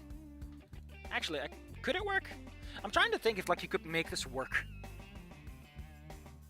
Because the problem is, like, Anon is thinking to himself, why would he interrupt his own thoughts like that? That's so weird. Like, the way I would probably try to do this, if I had to keep the same essence, is they're looking forward. You know, they stop, they're looking forward. And then he's like, but unfortunately, stares. You know, you keep that reveal. But you, the reader, aren't exactly aware what the review is yet. So it's like, they stopped. They stopped. But for what? Oh, it's the stairs. I think that's, like, the best way you can keep it. Because, like, this, pacing-wise, is just goofy. Also, the goofiest part is the twist. The funny part of this joke is stairs. This already mentions those stairs. You literally mention the punchline before the punchline, in a way. Like, that's why this is a visual joke. Also, if you're doing this visually, the best way to do it is to have this section in the top left and that in the bottom right. And if you can't get that right in your fucking description text boxes in a comic, don't make comics, okay? This is basic shit. Is you can use the bubbles to set the tone and also to direct the eye. Because text boxes are usually a distinct color in large flat spaces, they tend to draw the eye. So making them into a diagonal that you follow and then you go, oh, that's the punchline, works a bit better.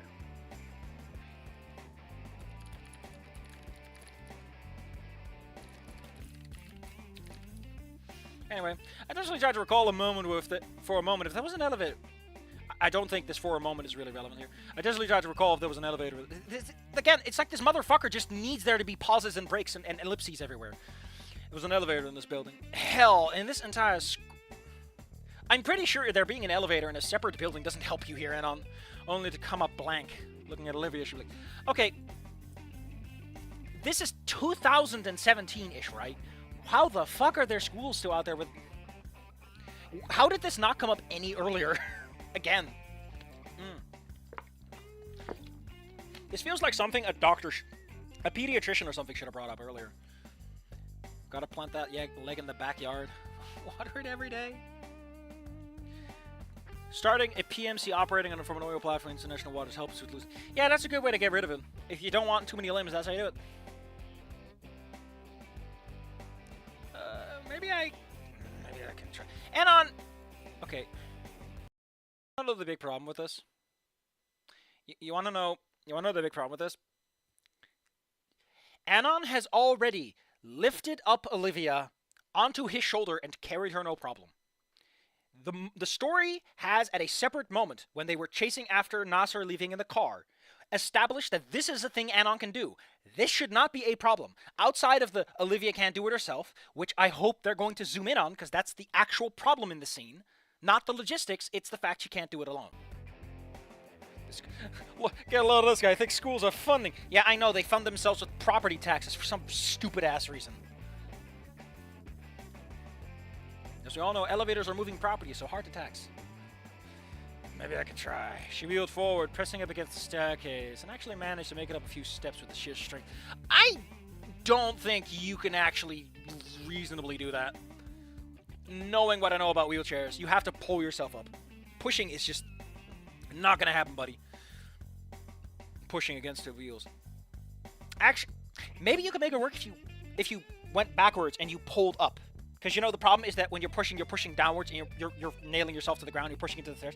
But if you go backwards and you pull up, then maybe the motion works a bit more, you know, you got the right lever action. I don't know if that's how that would work, but I feel it would work better than this. Especially since, in case you didn't know, wheelchairs in the front have little tiny fucking wheels that are for support and steering that do not go upstairs because they are like 2 inches tall. Only for a wheelchair to slip on the 6th step, and she falls way back down and then broke every limb. Good job, Olivia. That's why you're paraplegic. Quadriplegic. Her eyes widening, she began to fall back. Luckily, I was there. I mean, catching a wheelchair is pretty tough. Just putting that down there. I pushed the wheelchair back upright before it tilted any further. Thanks, that's right. Just hold on tight. And there we go. Okay, but are we... I think I'm going to speed run through this because, again, my thing is, this scene exists to establish that Olivia hates being a burden. This is the burden scene, where the burden stuff happens. We're skipping the rest. Fucking irrelevant. Cute stuff. Don't care. Not the plot. Look at my own claws. Oh man, Anon is so buff. He's able to lift her up, and the chair. As someone who has wheelchairs are not that heavy, but, like, something about lifting someone that's in it, just not the same as lifting a person. I don't know, the grip's different. But then again, the people that I had in wheelchairs are like in those really complicated ones that were pretty sturdy. Compared to, you know, just like the frame that Olivia seems to have, the very basic one.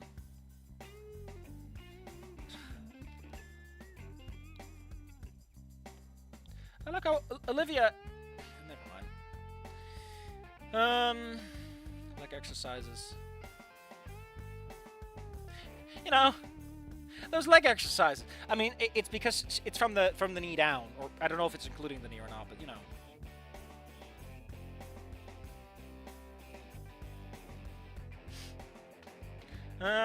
Help me up the stairs again.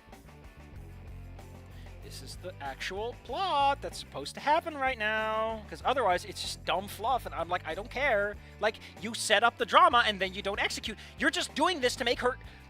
Like, if you don't use Olivia's fucking legs stopping to work, like her dealing with that shit, which again seems to be an extension of what happened to kill her parents, this massive fucking thing, and all you're doing with it is so that she is, what's the term again? To pull her in line, but like a fancier word for that.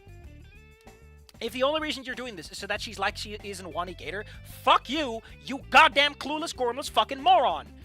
That's so rude to people with disabilities, to go like, oh, well, you know, it's because she's like that in the game. Everything else is relevant. Like, the plot, the interesting element here is not just this, but, like, she's going to meet Nasser eventually. And, like, oh, Nasser, I lost my legs, and you're a runner guy. So, you know, that's an interesting clash. Like, he likes running. She doesn't have... That's the plot you're establishing. That's the core thing that people are going to be thinking about. Like me. And you haven't done anything. So what do I got? But to look for something.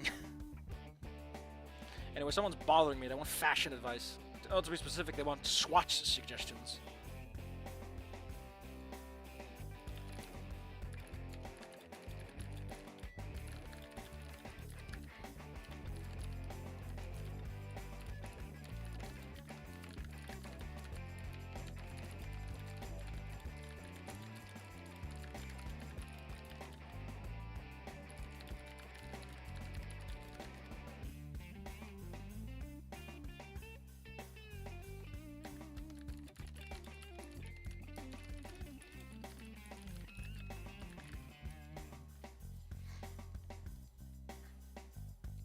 Jesus Christ, what the fuck is this cat? It's so round!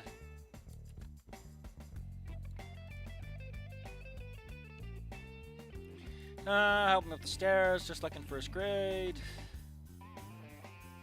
How do you even remember? Because because Anon's brain was already apparently that of an adult, so he doesn't have memory issues. Also, I like how she points this out, but it's like, Olivia, you do know you're talking about... never mind. It's good to see... Hell yeah, okay, thank fuck. Both of us... Okay, they're 16. We have an age. We have an age. Safi says, trying his best not to sound weird about it. Controversy held an important looking award. Oh, God.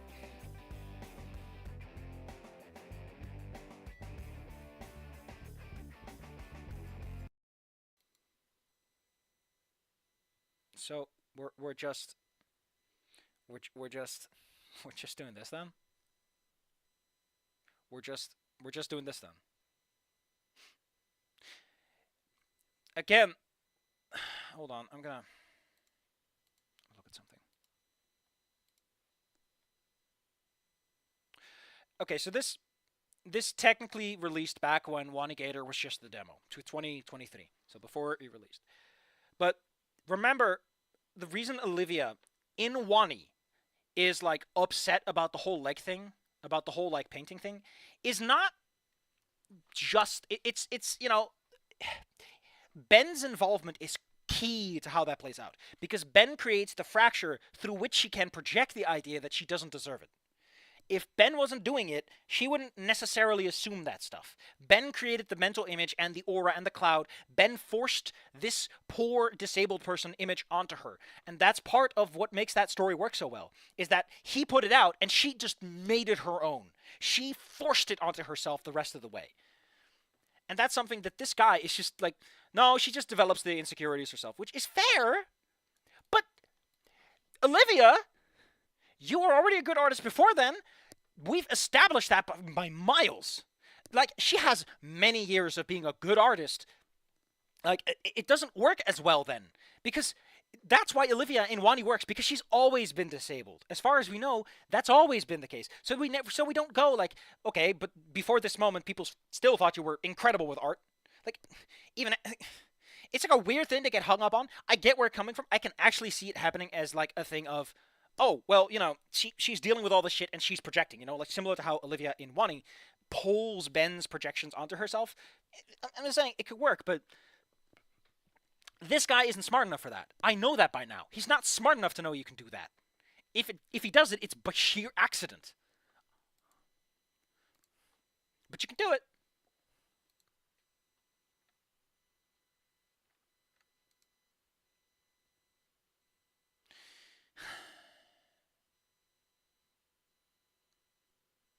God damn it, someone's asking for writing, for like art advice, and I'm trying to help, but I don't know what to do.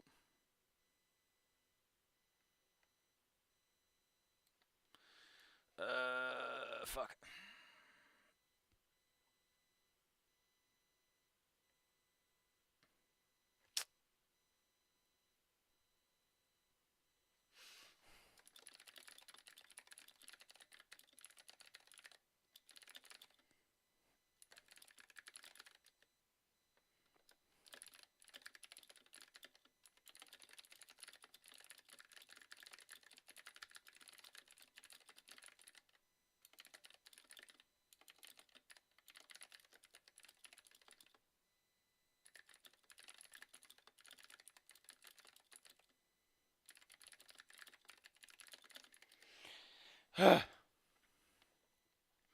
Giving advice.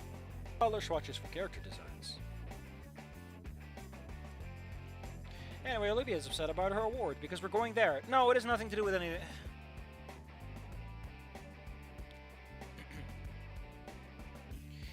Okay, if we're going this way, you need to have Olivia doubt her friends and family, okay?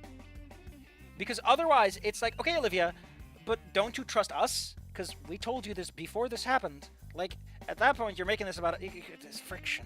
There's the plot. For fuck's sake, just have a plot happen already. And stick to it, instead of just going, this will be an interesting story, and then, whoop, just walking out of the room.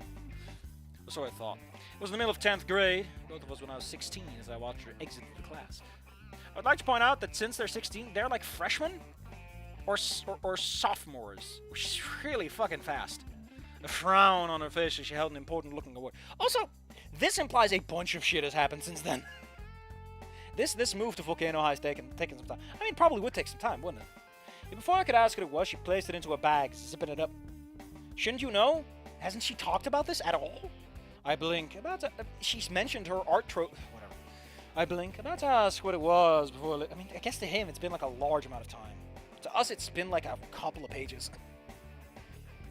Some award. Because my art was good. Because... Veronica looked at her legs, not even needing to finish what she... Yes! Then why are you finishing the thought, Anon? Why don't cut this? Because then it's subtle. Then it looks like you have some fucking confidence in your fucking visual writing. Dingus? Like, you can't have a character say... You just can't. If it goes unspoken, don't say it. Anyway, someone should have gotten this. Someone else should have gotten this, not me. I didn't even put that much effort in this time. Again, make this work. Do you know how you could also make this work? You have Olivia be the POV character, and you go to the judging of the contest, and she's there, and the artist looks at her a lot, and is like, oh man, look at that wheelchair. She doesn't have to say it, but she looks at Olivia a lot. It's noticing that she's in a wheelchair, going like, You know, looking a little too long, looking uncomfortably long. It's like, oh man, she's judging me from our wheelchair? Like, it doesn't even have to be that they're actually judging her. Just the implication that the wheelchair takes the predominant position in that analysis.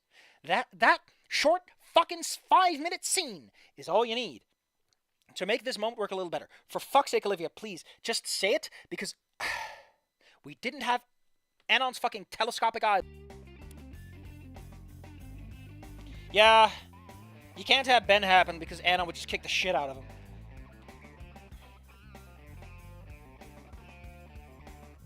Yeah, okay. And Aaron just brought up a really fun one. Yeah, she had a migraine and brain damage. Like, don't sugarcoat it. She had brain damage. It would be interesting if she has to relearn how to paint to some extent. Not necessarily fail, but because she had to go on this road of recuperation, no matter how short it is, she doubts herself now because she had to relearn it. She can't be as good as she was back then. That took years. She can't relearn that in a month. That is enough to make this feel real. Now it just feels like she's being a pedantic bitch after, you know, Anon sitting there listening to emitting Linkin Park, smoking a cigarette, going, the life is so unfair, as everyone hugs Olivia. Like, fuck you, man. Come on. Oh, you're so close. How does this man at jet ski speeds avoid every single possible interesting plot point? Fucking artisanally avoiding the points.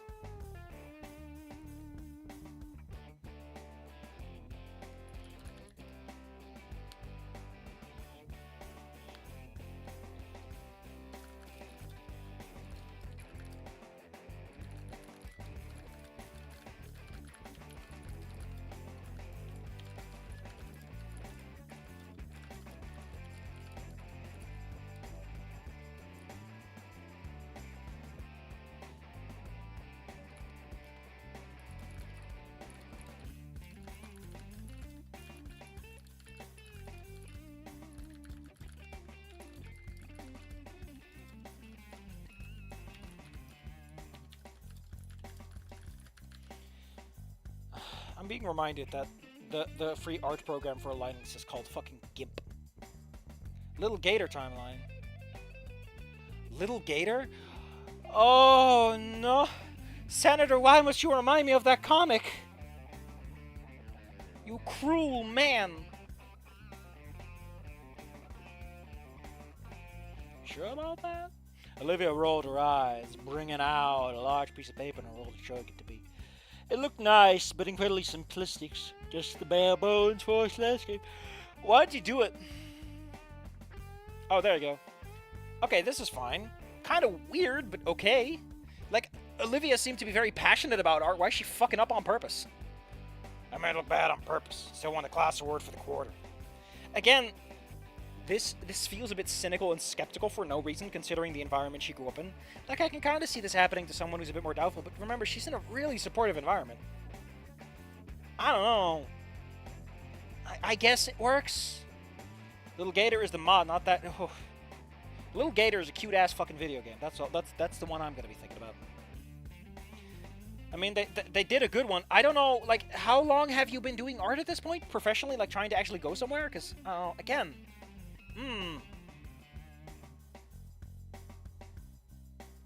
Like, this is why you make Olivia the POV. Or you use an omniscient third-person narrator. Because we need to know Olivia's doing this. Otherwise, it's like, oh, you have to backfill your explanation on this? Why not start off with that? You can start off with that, because that's the series of events. Again, Anon's not the protagonist, but it keeps pretending he is. He's the least interesting character here. Get out of my fucking story, Anon. Oh, admittedly. Anyway, I'm gonna look bad on purpose. Still won the class award for the quarter. The quarter? You have semesters, not. I won the class award for the fiscal quarter. I just sound great. No, like if you intentionally made bad art and it's good, fair. But Anon, who is like super nice, says it's bad, then yeah. Obviously something's fucking up. I know, like, the thing about that moment, right, with the whole disabled artist in Wani, is there was always this layer of deniability to it, at least. There was always the sense that maybe it wasn't really about that. Ending 2 kind of throws Soot in that direction, but you could always kind of go, nah, maybe it was just in Olivia's head and Ben wasn't that influential. Maybe. Because, you know, her art is pretty good. She didn't fuck up on purpose, did she? She just made a good painting. There's always that ambiguity. Here they just took it away, so it's a whole different fucking story. The narrative ain't the same. Anyway, this guy keeps wanting art suggestions for his character drawing.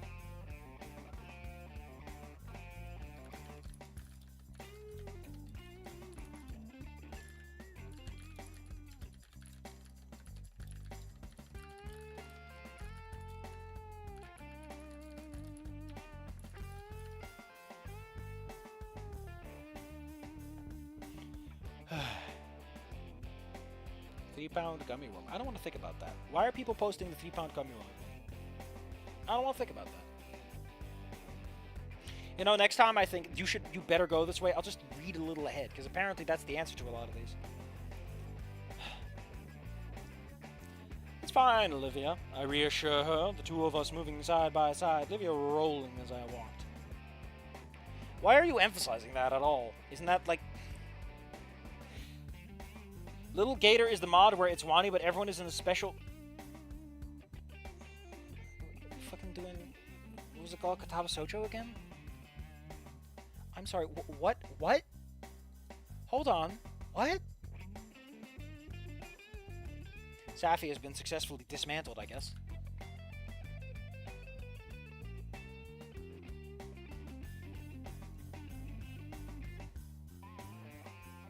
What the hell is Toku? Why does this have a fucking art budget?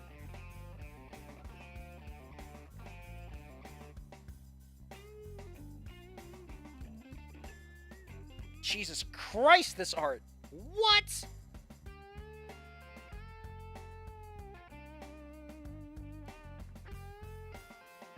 Acid reflux.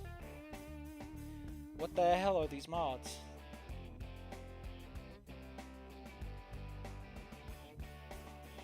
Damien does get sidelined. 30 minutes.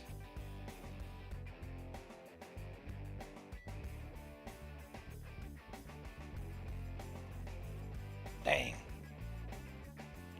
Little Gator. What? Doll got sucking on Da Binky in Chicago may face life in prison? What? This isn't the one, right?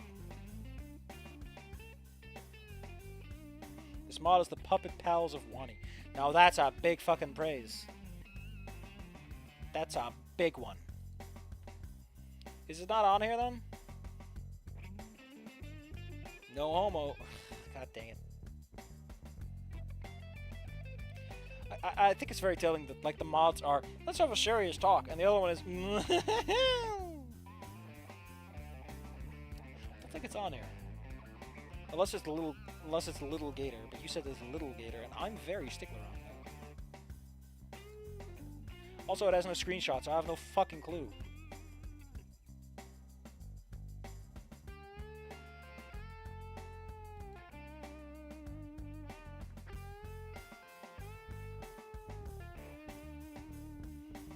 Well, people say it doesn't even work. Whatever, let's move on. Lynn and Olivia for Best Painter Lady. Hell of an award to give out.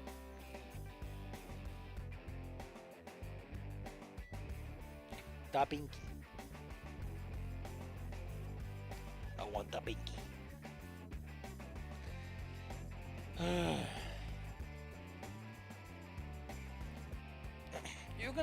You can at least tell me what's on your mind before we find Mom and Dad. I think it's self-evident.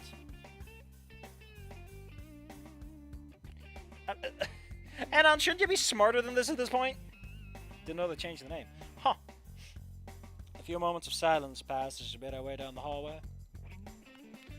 I mean, I often complain about this guy pausing too much, but this is a sensible place to do it, since Anon's having a straightforward conversation, so her pausing says something. It's just, listen, don't get me wrong, I still love art. But now I'm coming to realize that my art's not getting the award. It's my disability. How long have you been disabled again? And that's, We approach the staircase, Olivia pausing at the top to prepare as I get the position. Okay, so she's upset about winning awards. Shouldn't she also be upset about Anon, having to fucking literally carry her down the stairs and up again? Isn't that the same fucking problem? I stepped up onto the anti-tip bar. Oh, for the wheelchair. I thought it was on the stairs. Using my mouth, I like to push us forward. What? Then Olivia and I got right down the stairs, wheelchair rattling as both nonchalantly stared forward. Reaching the bottom of the bumps, Olivia and me began wheeling us forward. And up we're upstairs, but any time we had to get somewhere that didn't require stairs, Olivia would drive me. She insisted on doing it. And knowing, Jesus Christ, you fucking weirdos. Besides, Olivia could gain some real speed when she wanted to. Weren't you implied to be pretty fast yourself, buddy? Well, I just want to get recognition for my art. Something I actually love doing. It's that, Olivia continued as she rolled us down the hallway. The next few words spoken in a quiet voice. Is that too much to ask for? I could understand where she was coming from, but I had no answer for it. This was Olivia's... Jesus. Things are fucking just going places all of a sudden. Wait, I need to have a plot. Just steal the one from the game. That isn't out yet. This was Olivia's battle. I pray that it wouldn't be like that for the rest of her life. Well, if you're going for ending 2, you just might. Arrived at the school office. The school office? This is shown in what? Oh, at the principal's office, I guess. Your parents are talking to the principal. Over the past couple of months, my parents have petitioned to make some parts of the school more accessible for Olivia and the potential future paraplegic seat. I like how this hasn't come up before. Olivia is the first. She will blaze a trail and break many kneecaps to make more paraplegic students. But it had pretty much been an uphill battle. Not because the school refused to do it, but literally because they could not. The buildings were old, so elevators were pretty much a no-go. Or it would take years to build and renovate. Okay, I don't know what to tell you, buddy, but you... I know a guy, right? And he has to deal with a lot of, old European buildings. And he told me up front, yeah, you just cut out a part of the building and you just slap something in there. If it's not a monument, it's the best you can do. You just build an elevator that's separate from the rest of the building. Which works in European buildings because they're pretty short. You can just slap in a little baby elevator for 3 floors.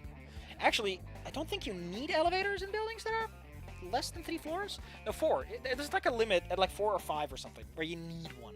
I think for office buildings it's different. Anyway, point is, this isn't as big of a thing as they make it out to be, especially if they're cheap asses and just make a very temporary ramp or something stupid. I'm sure they can figure something out. Hell, just fucking talk to someone who knows this. Why are your parents doing this instead of someone who knows how this logistically works out? Someone who might actually have some financial insight. Have that person do it for you. Just go, hey, and let them sort it out. I'm pretty sure you got someone who handles oh, there's needs for special students. We have a guy who says that that's too expensive, and he knows it's too expensive because he knows it's expensive. If you're gonna say no, have a guy that can tell you no.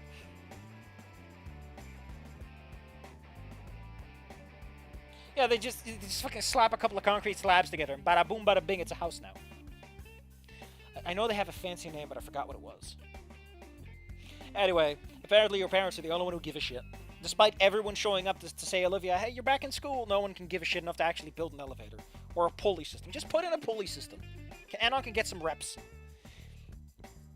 But hey, it's fair. Also, I always got the impression this was a private school for some reason, because it's called private. So they paid for this shit. They should be flush with cash, and more than willing to appease people and look fancy to recruit more people. Look at us. We have an elevator unlike that public school down the street. Wow, wow. Granted, they'd made some progress and alterations, such as a few minor changes to the cafeteria layout, and a few of the lowest staircases having built-in ramps. Yeah, that's what I was talking about. Like, just pour some fucking concrete on top of you're probably done. Or, you know, just put a big old slab on. There's so many problems you can solve with a slab. About 85% of the school was still pretty much inaccessible for a living unless I was there to help. How the fuck is that much of your school behind stairs? Is it built into a hill? Like, if it's just floors, that's a lot of fucking real estate. That's a big building. Like, isn't it 3 separate buildings on the ground? Like, I don't know, it's just super fucking weird to me that much. I would believe 75. 85 is where it goes too far for me. Because, you know, 75 means, you know, it's 3 floors up there. I guess if it's 3 floors that aren't ground floor, and then like a couple of smaller areas that are built weird, I guess you could get 85 of the... That's big, though. That's like, why didn't they just expel her for being inconvenient?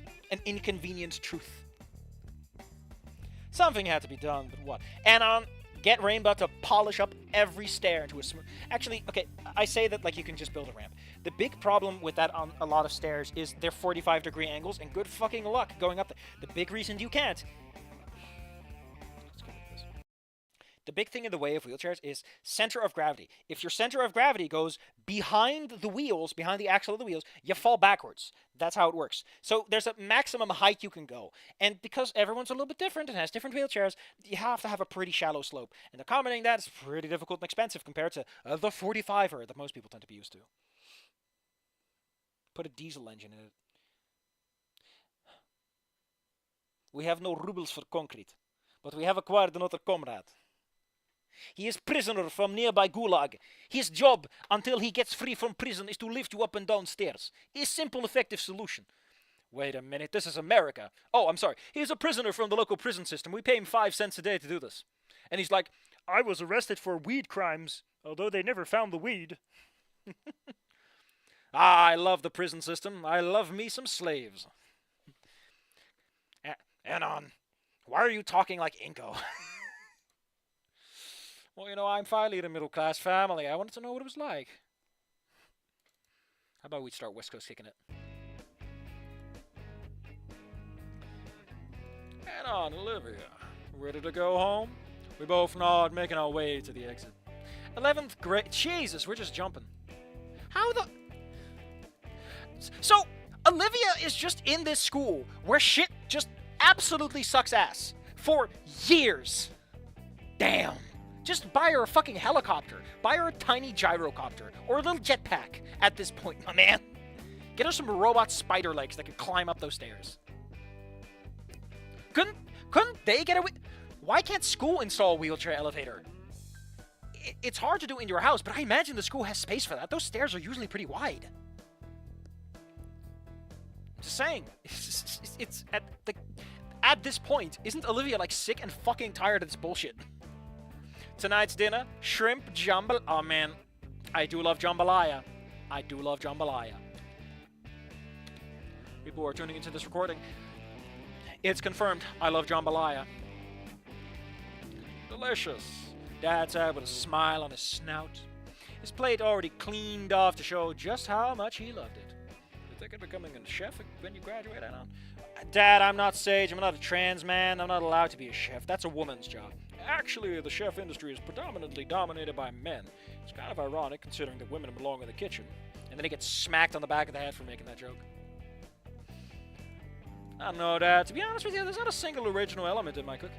I'm just really good at following instructions online. I mean, everyone is. But, like, that's what they teach you, Anon. That's what chef school is for.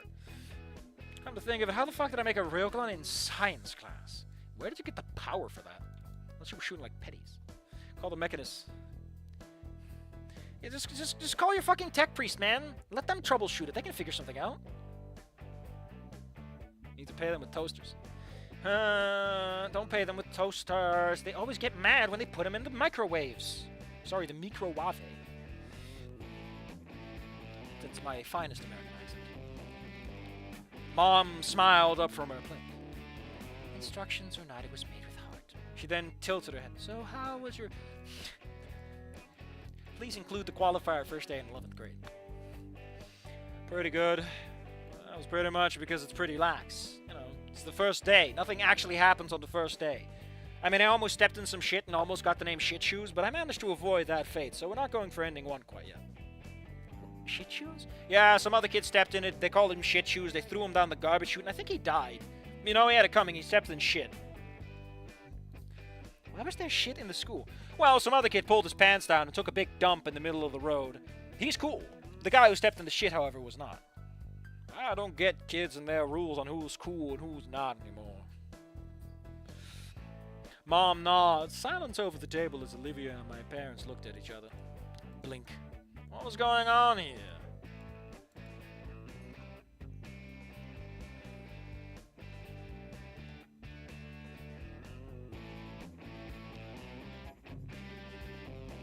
Honestly, I do feel...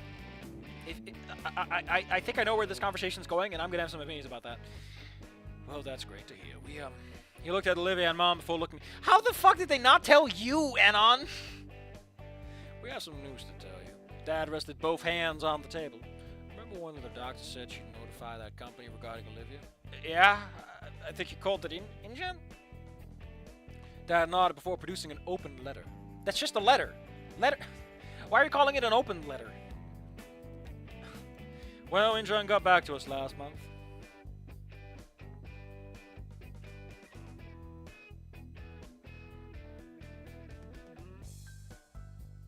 Shit looked like it was directed by Hideo Kojima.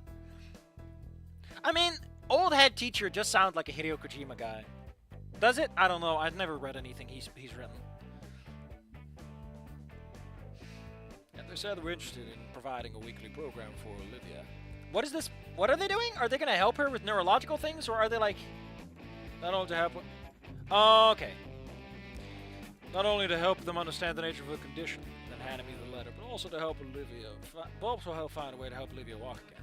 I look at the letter, but it's just full of DNA scribbles. Unfortunately, I'm not a biologist. God damn it, Dad! I'm a culinarist. No, culinarist. I'm a culinaromancer, Dad. I've got a recipe for disaster to cook up. I'm unsure for a moment if I heard that correctly, slowly reaching my claw for the letter itself. I look up, smile growing on my smile. I'm not going to play standing here again. I'm standing here because standing breeds standing and all that fun stuff. I don't know how the hell we could have gotten so lucky since the doc said it was a low chance they'd even consider it. Then again, Dad was possibly a former spook. I mean, you pretty much confirmed he is. Maybe that wasn't crazy to believe they'd give us a benefit. I mean, if your dad is a spook, he probably knows some people. Hell, if he's been in the military, he can probably pull that rank. Oh, no, wait. America hates veterans. They like current soldiers. They hate the ones that retire. I heard they're going to cancel veterinary stuff in order to scrap the budget or whatever it was. It sounds like you're in for a rough time. This is awesome. And then look to the baryonyx. Olivia. The silver eyes looked at me before looking back down, unable to meet my gaze as I paused, looking back at the letter. I have some serious issues with how much, first off, using back a little too much there, buddy, but also kind of weird. Just describe the motion fluently instead of being this hotchy-spotchy.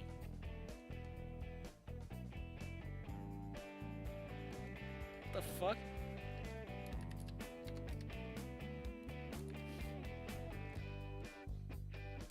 I saw the address where it had come from. Hold on.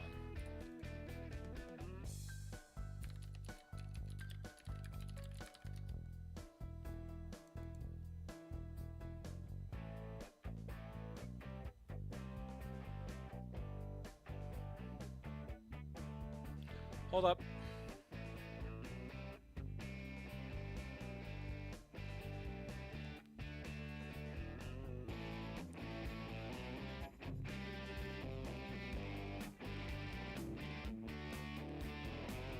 Wait, Jurassic Park was written in 1990? I'll be honest, I always got the impression that Jurassic Park is one of those weird novels that comes from like the 70s or 60s for some reason. Don't ask me why, I just had that vibe. So the movie came 3 years later. What the fuck? That is so weird. Well, I guess I learned something today. We didn't give shit about our veterans since 1917. Jesus. Not American. Take everything I say with a grain of salt. Man, the new TF2 comic is fucking something else. Guy's hitting on a woman about to hang herself. Hell yeah!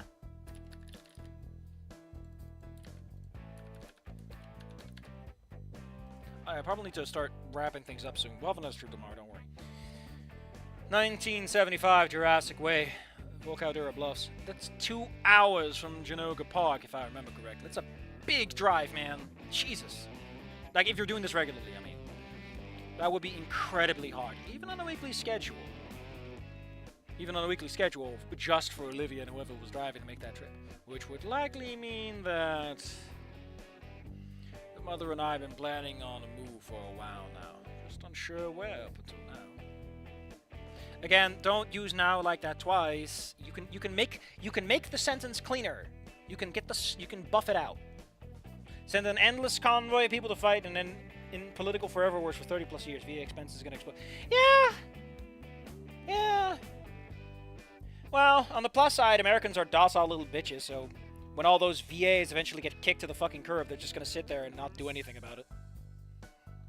Maybe you should do something about it. Maybe that Luigi guy was onto something. I'm talking about Luigi's Mansion! Capture their ghosts in vacuum cleaners so you don't have to pay them! Jesus. People think the worst nowadays. Nintendo had the bright ideas here, buddy. Now, people might say, Safi, it's unethical to capture living people in ghost containers, and I say, we're just helping them along. We're speeding up the inevitable.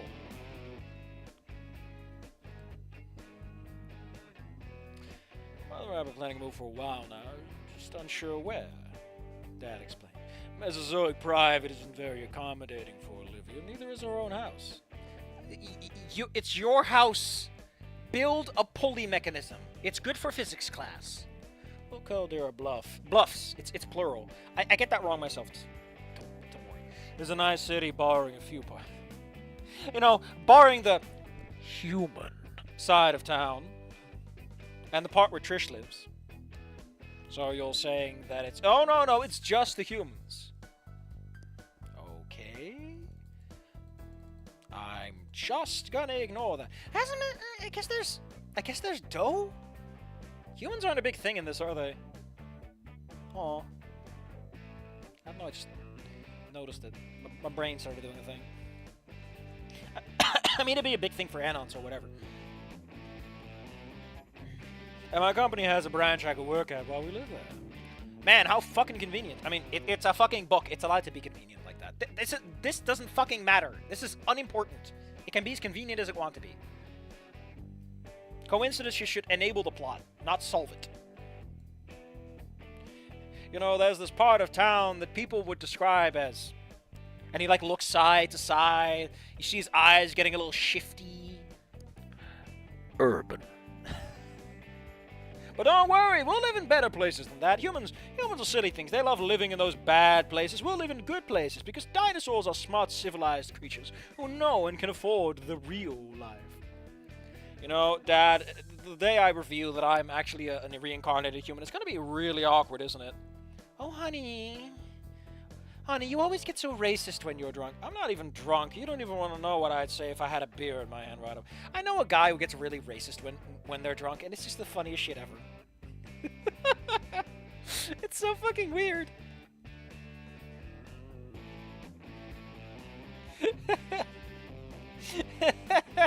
Like, how does that even happen? How are you like a perfectly normal, decent being, and then you just start saying the stupidest shit? Ugh, there's a good reason I don't drink. I don't want to know what I'm like drunk. I'm probably the worst. I'm already bad enough as is.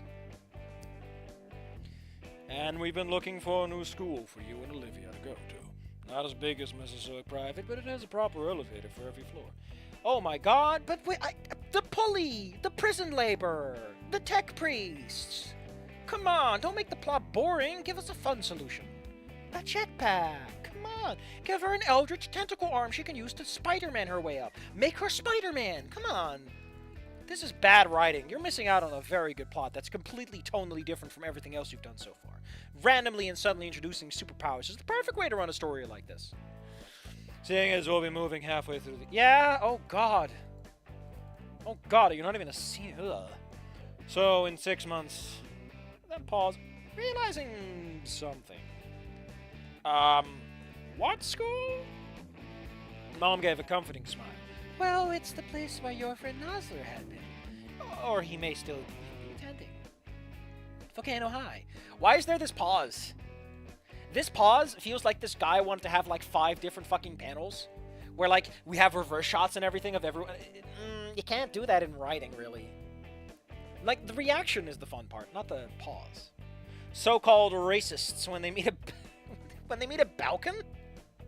I know what the Balkan area, the Balkan is, but I don't know. I don't know racist people well enough.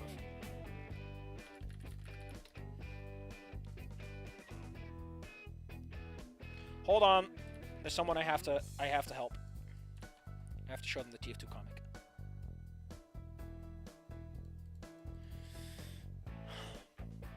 I also gotta post about that.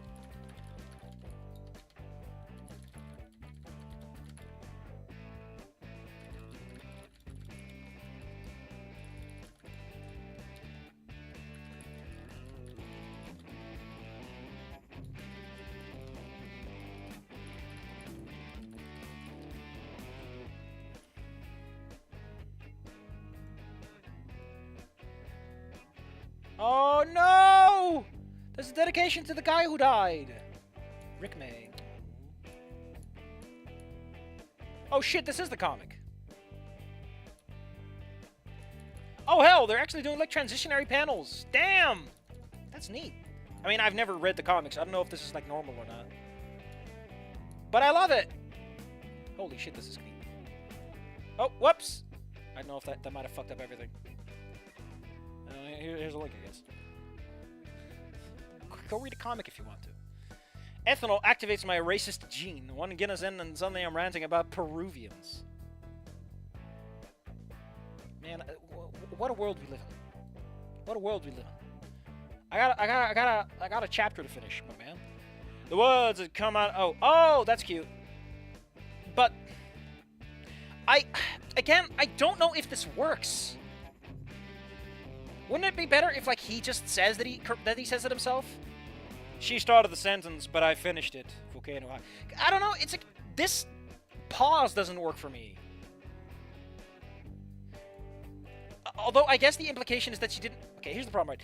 This is an interruption sign. You use this because Anon is interrupting her. Then he pauses and then he says it. Like the way this is set up, it to me reads, especially because it is. Speaker, other speaker, speaker, other speaker, speaker. The way it reads to me is like she's just stopping for no good reason. This needs a rewrite to properly convey the punch. I don't like it. Again, you already got this much fucking blank space, but he do something with it. Words are coming from my own snout, not my mom's, so the reality it's set in. That twist just doesn't work in writing. Fun fact. This would work really well in a comic. Because you can take the text bubble, the little tail of the text balloon, and like twist it off the page. Well, you have the mother talking, right? And the text balloons are all over the place. And then you very subtly have a little thick black line, and then the tail goes the other way. You know, to imply it's someone else speaking. But you don't notice it until you go to the next panel where Anon is sitting. You know, like as if it's one big panel. That'd be a good way to do that. But I'm just thinking, and I've never really done directorial stuff for comics, like layout stuff. So what do I know? I was coming back, but fuck off! You haven't earned any of this. Like I said, you had this moment a while ago. My shock doesn't go unnoticed. How long had it been? You're 16, dumbass! Oh no, wait, he's in 11th grade. We've moved on a year. Forgot about that. Would I see her again? Could I? Again, it's been 17 fucking years. If you're gonna have old wounds open, you should have opened them earlier. To remind everyone how bad things could get. I don't know, it's like you've been talking so much about Olivia's... Again! Is the point that it's... Whatever. Yeah, like this is testicular torsion levels of significant, and it's just kind of... eh. But, on the other hand, I've been complaining about Anna not being the fucking protagonist. Is he finally gonna be the protagonist again? You know, being the POV character? Maybe. Maybe we'll get lucky, and something happens. And keeps happening, instead of just getting washed away. Like fucking sand in the ocean. Sand in the sea, I guess. I was the Anon of before. The Anon who... Fuck off. That doesn't make sense. The Anon who wanted to squander of opportunity. No, you're not. You explicitly changed. Was that the Anon of... What are we... What? I think I'm missing the whole sentence structure. Like, what is... Okay, like, I use sentence structures like this, okay? But damn, that doesn't read well. Please include a was I still the Anon from before. If I was still. Because, that is a long fucking sentence. Before you get to the part where you establish... whatever. Moving on. Yes, you're not that guy. A smile on your snout, because that's how this guy writes.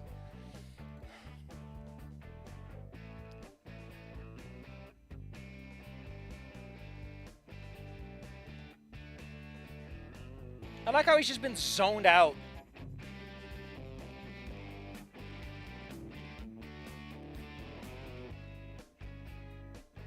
What do you mean cruel? It'd be rude or uncaring or a bit cold, but not cruel. Cruel is like malicious and evil.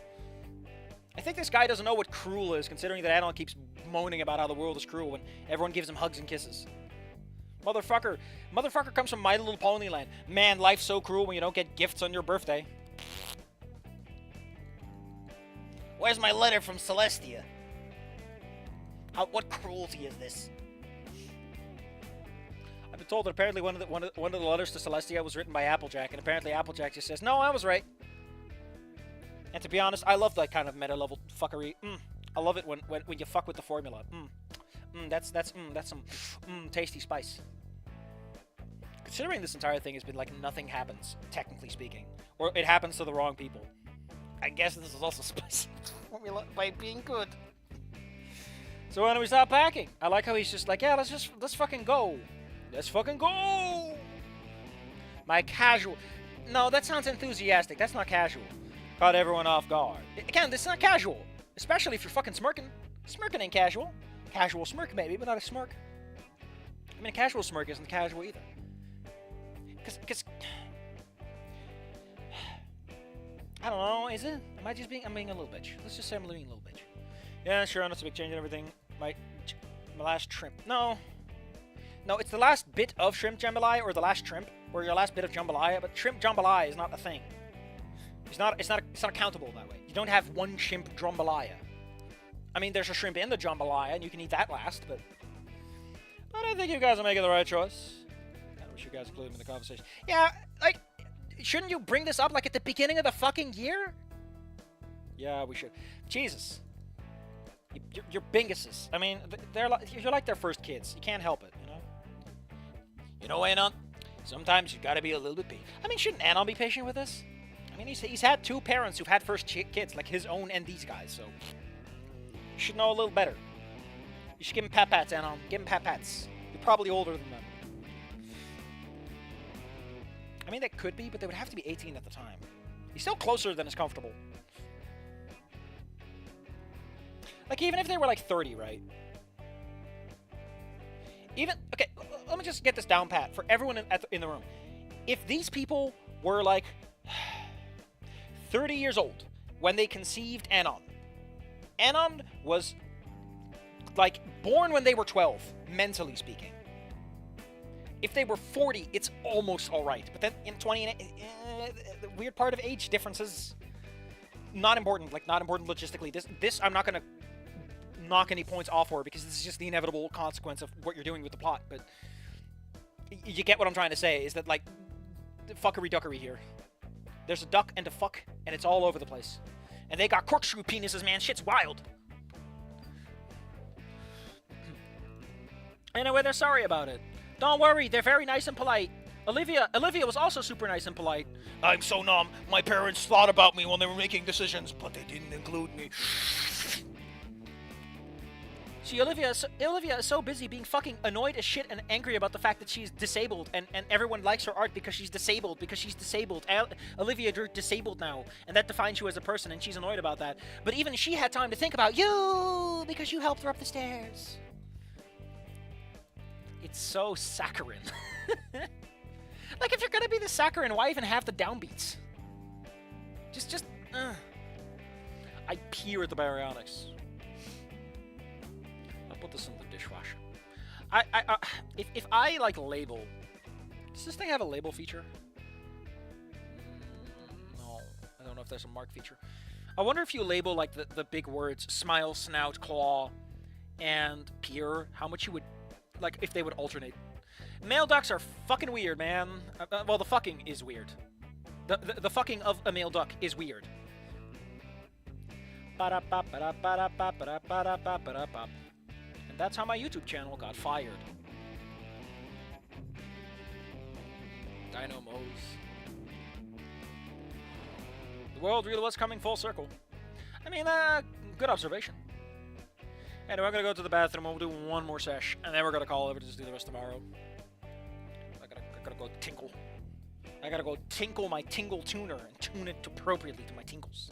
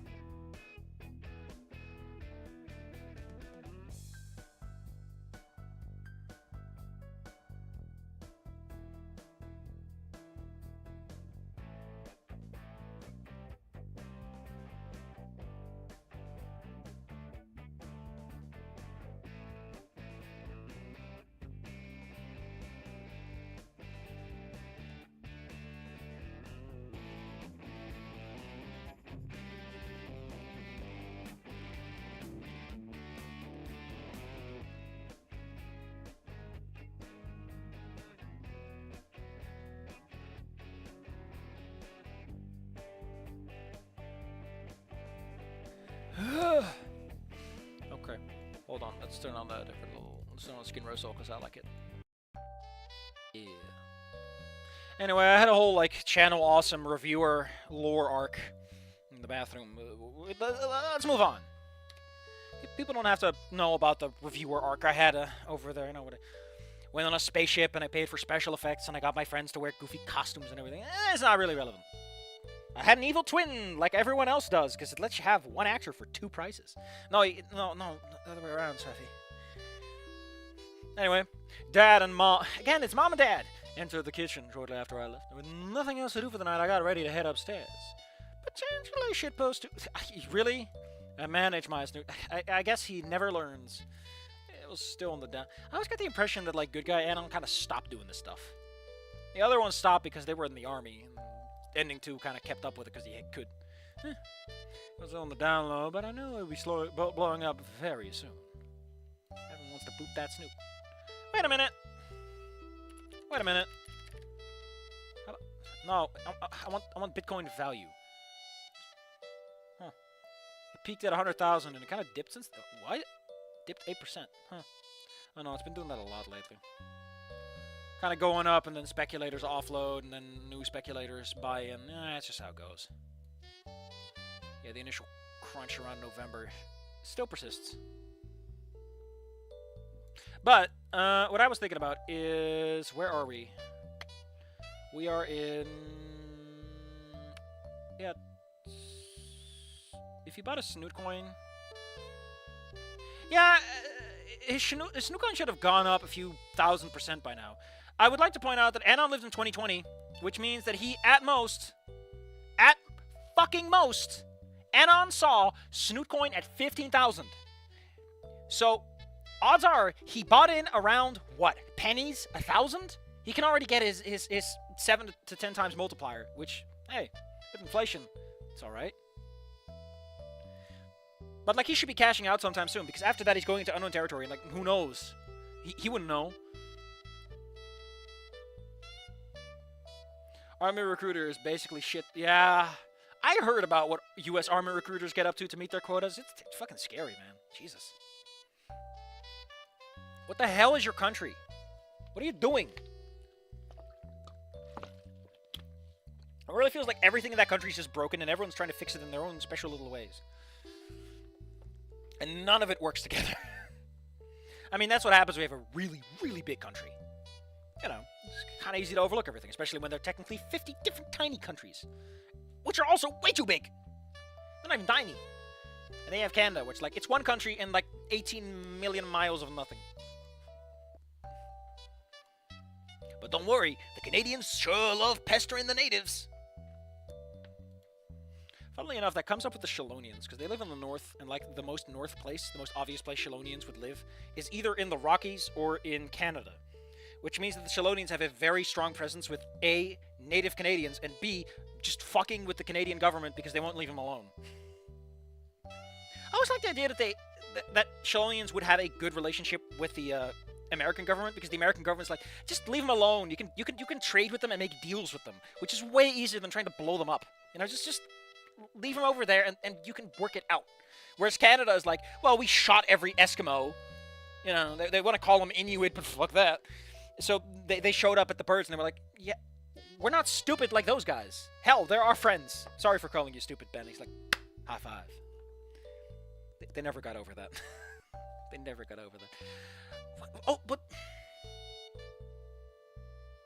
but I got a question. I know Mexico is called Rexico, but is Canada called anything? I know I asked that before, but I forgot to write down the answer. The Holy Roman Empire. The Holy Roman Empire was a mess. It had it is like the American government in terms of, like, there really wasn't that much centralized control. Like, they didn't do a lot. You just kind of paid your money, and it worked. Because, you know, you just send some money over, and they would send over a little bit too. You know, it was very minimal. It wasn't that tightly intertwined in a way that, you know, ultimately mattered. It was like, you know, you don't invade Rome because then everyone in Rome comes your way. That was the deterrent. That was the thing you paid for. But it wasn't that big. Also, they moved over a shit ton of people, if I recall correctly. You know, help that assimilation. They also just let people be... I don't know. I actually don't know. Maybe I should read up on that. Sounds like an exciting topic to learn about. Anyway, that's still on the down low. So does Olivia have like a little one of those oil with her so that she can grease her wheels if she has to? Still on the down low. I know we'll be blowing up soon. Yeah, I paused. Okay, I would like to say thank you for having the extreme restraint. You just stick it to that. That's all you need. I love it. Fantastic. Kupnada. Kupnada? Is that where I get my Koopa-Cola? Yet I paused upon hearing... Again, that's actually good use of pause. Hearing Olivia wheel behind me before her arms wrapped around my waist, resting her head against the small of my back. I blinked. Silence between the both of us as I peered behind, noticing her eyes closed. What is going on? I'm sorry. A small woman. For wanting to walk again? I mean, that is what she's apologizing for, I guess. It's, She reopened her eyes and loosened her grip. I wanted to say grasp. As I turned to fully face her. It's a minuscule chance that this might help me, and, who's paying for this? Like, this... Does the research agency pay for this? Is it like a, no, we don't pay you, but you don't pay us? You know, it's the fact that you're willing to be, like, we're paying the scientists already. You're just here to get help, you know, is it like that? Because I always imagine, like, America being the shit country it is, you have to pay them to be part of the research because it might help you. It's like, oh, we might cure you, so we're going to bill you for the medicine anyway. But then again, I've never done medical studies, so I don't know how they work financially, especially if it's a private research firm. Like, you know, universities, I imagine you definitely don't pay, because that's just weird. But for a private study company, like a firm, I don't know. I always kind of imagine they would just charge you because they could. Or they would charge your insurance. They go like, oh yeah, your insurance company's going to cover this. Don't worry, we have a gun. They'll pay. And they still make you pay out of pocket for some fucking reason. Remember, you give Olivia her lunchbox and a $20 bill to pay the guy. Oh. I'm asking you to give up so much for... I mean, yeah, like Anon is asked to give up his entire friend circle. But it's also your friend circle, Olivia. Don't pretend this is that one-sided. They'll be heartbroken to know that you're leaving. Yeah, maybe that's why you should have told him earlier so you could have warmed them up to the idea. Jesus. You think they won't miss you too? Thank you, Anon. Fuck. It's now tightened in frustration. That's not... You always do this, Anon. You always put yourself last. Just... I mean, admittedly, that's a character flaw. A character flaw is you putting yourself last to the extent that you are just fucking yourself over every step of the way. But it's not treating it like that. And admittedly, it's something Anon kind of wants, so... I'm kind of getting low-key pissed off at some guy that...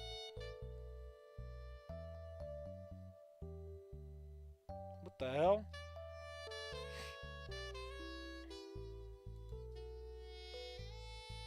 What the hell is this? Compatible with Cyborg. Brain-rotten influencer. Hold the phone. I need to take a look at this.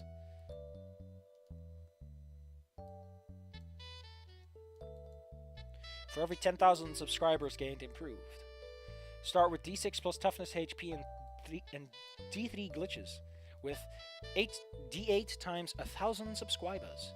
Roll D8 for weapon and D2 for armor. Every time a miserable headline happens, you can't refrain from saying something controversial about it. Lose D10 times 100 subscribers and credit. Oh, this is great. When you sign up with the network, you didn't expect your life to spiral downhill so quickly. Your RCD is modified to stream 24/7 on platforms like YouTube and Spasm. No pause. Oh, that's a great alternative for Twitch. Spasm. That's a clever one.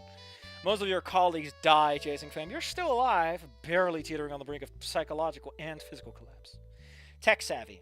Begin with 3d6 plus 2 presence and knowledge. Sedentary. Your body isn't used to much movement. Roll 3d6 minus 2 toughness and strength. Oh, that's pretty cute. That's pretty neat. Network demands. At the start of each combat, roll d6 to see what the network demands of you. If you comply, gain the listed subscribers and credits. If not, lose them instead. Reaction stream. Do not do anything except for offer pointless commentary on the fight. Live stream. Harass people and deal damage. Double if SecOps is involved. Remember, this is how you level up too. Casual stream. Act as you see fit. Product placement. Use only one of the weapons you own to do all the work and do at least one killing blow. I like how the casual stream is like you don't... is 3 or 4. You don't gain... You can only gain from that one. You don't gain as much as the others. That's alright. I guess it's like a... you get to go easy. Collab. Another influencer joins the fight equipped with a smart gun and D10 hit points. You gain quite a bit of one. Double the subscriber gain if they die during the fight. That's fucking awesome.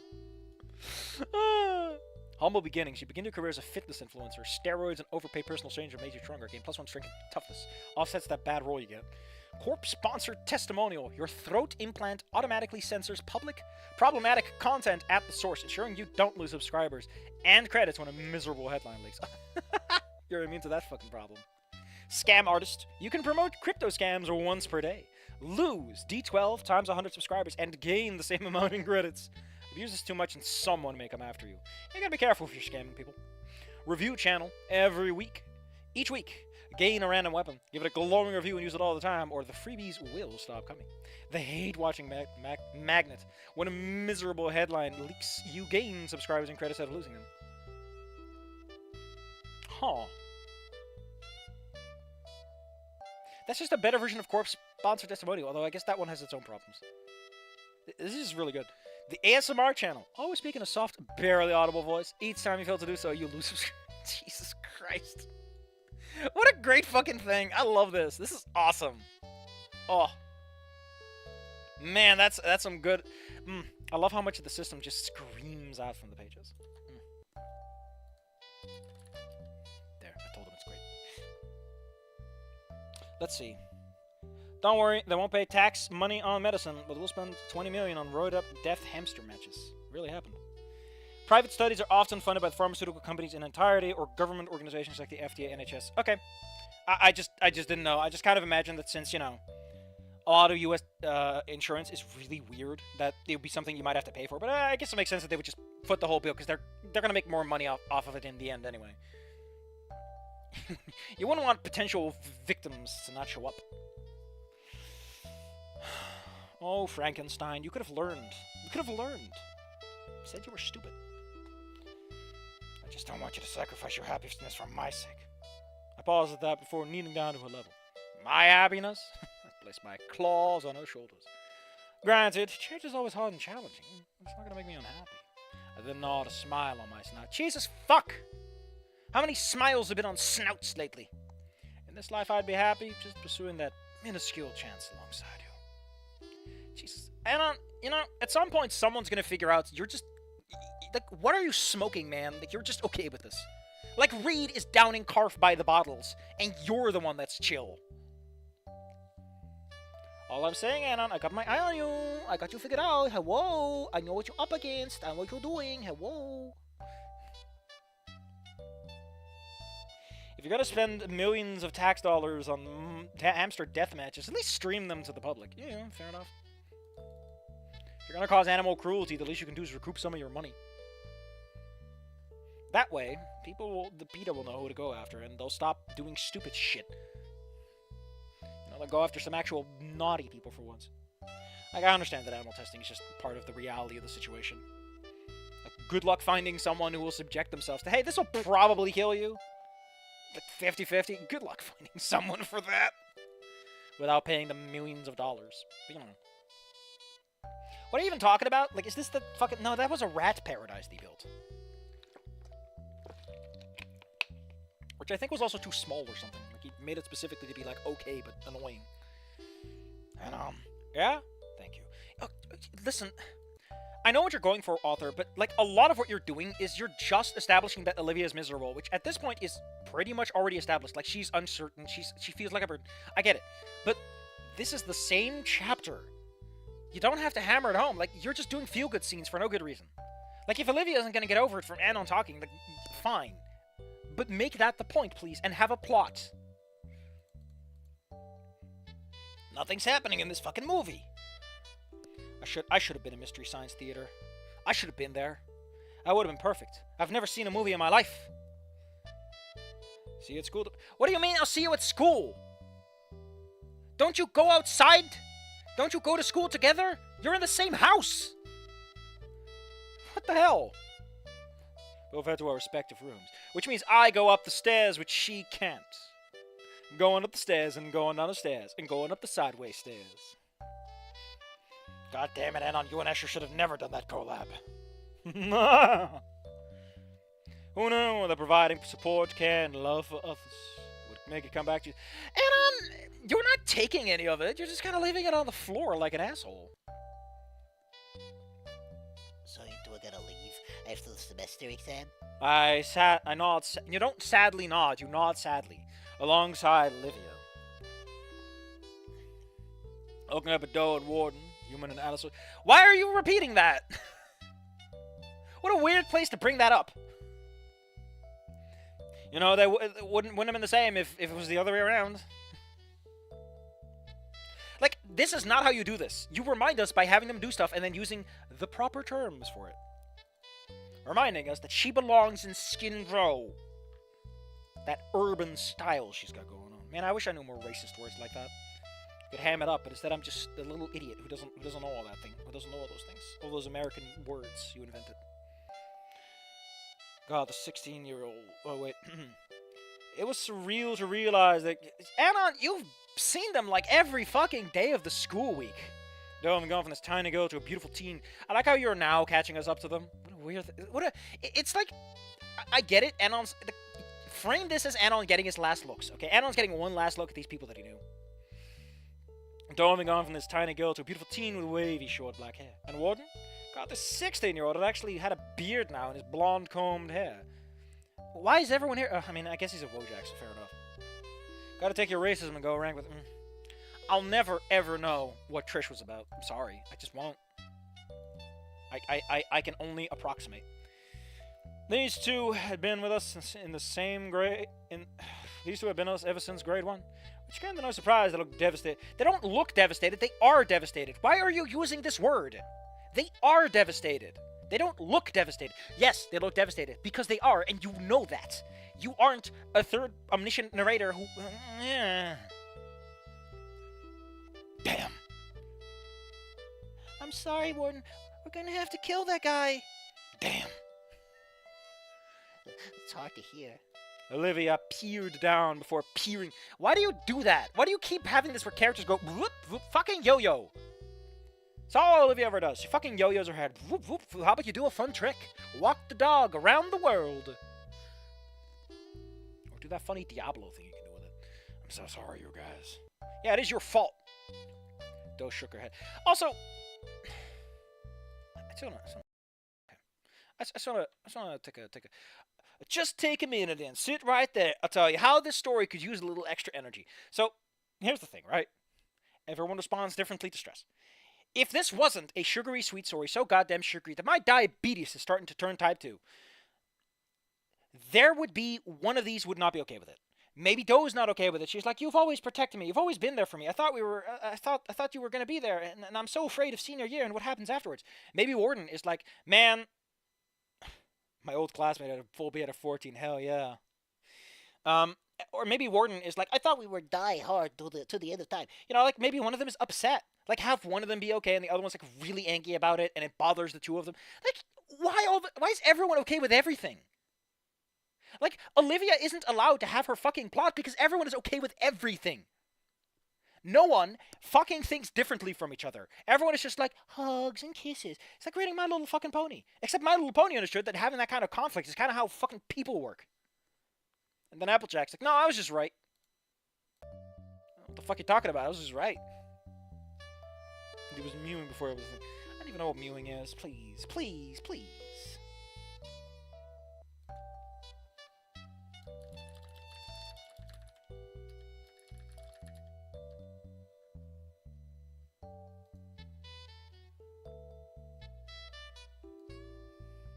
Anyway. Doe shook her head. Don't be, Olivia. If this can help you, then we want you to try it. She then, okay, you might say, okay, that sounds like an asshole thing. Maybe one of them is like, listen, it's like a tiny fucking chance, Olivia. You're gonna throw us away for like a 1 in a trillion? You're gonna destroy this friendship to play the lottery? Like, there's so many ways to make this work.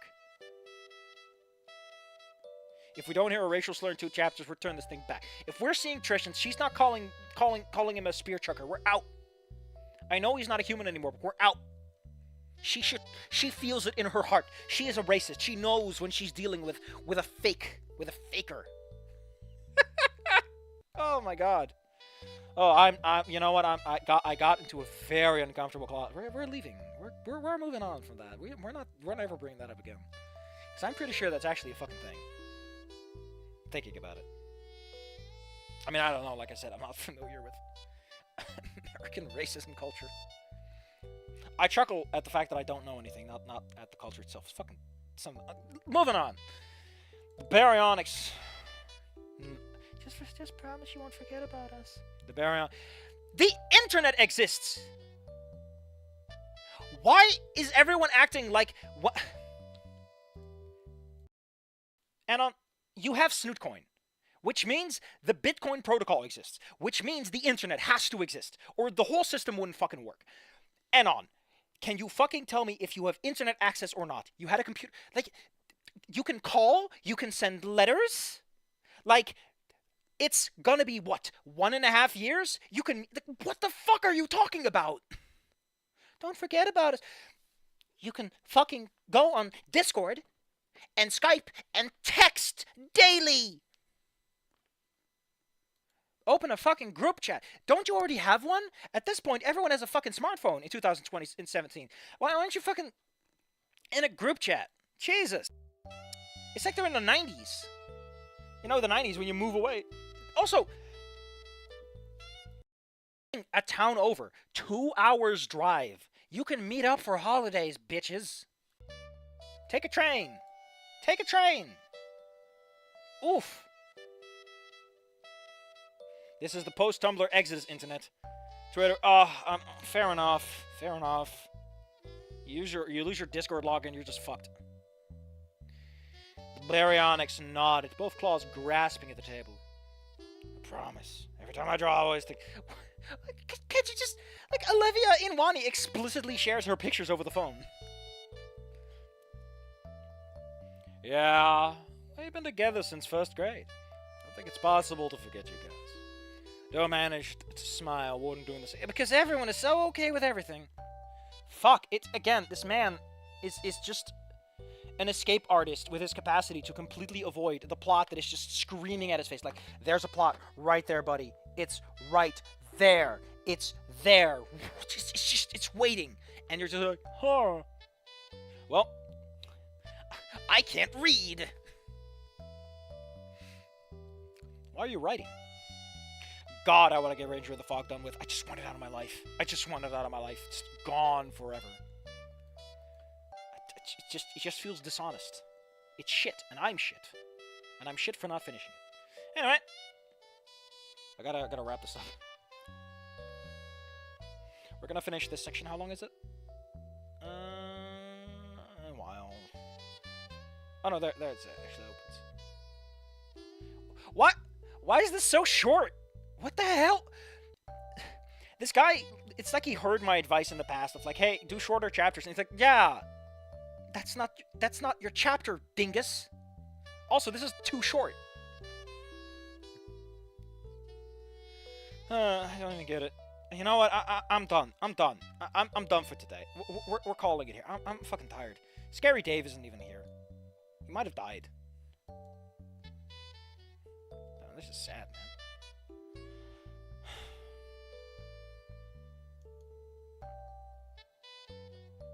Tired.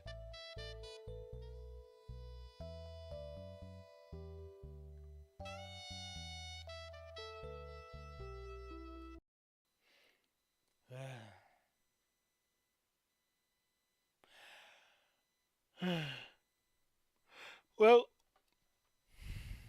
I'm see you guys tomorrow. Don't forget to leave just fucking live your life, I guess. If only Peach had joined the party. That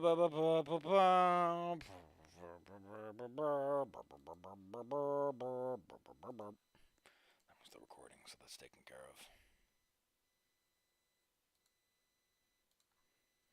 I'm tired. And angry like a cat with no banana.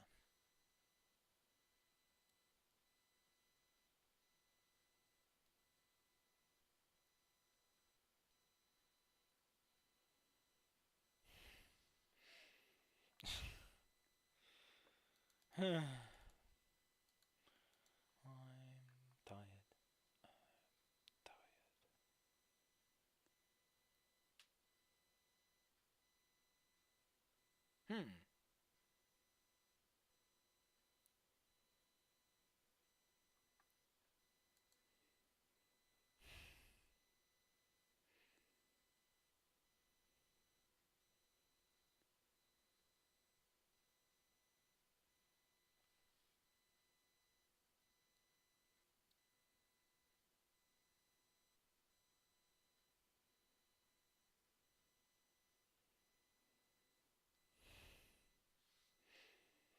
Man, I love reading comments with very deep political text, and I just don't know.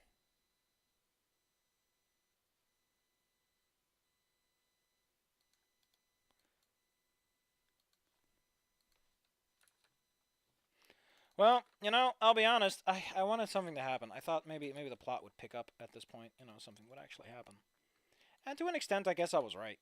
Something is slowly but surely starting to develop. It's just that the story doesn't want to commit. It doesn't want to act like this story seems like it's like I keep joking that he's definitely avoiding it. I wonder if the writer's just afraid of actual conflict. Like he's just afraid and uncomfortable about the idea that several characters are having issues.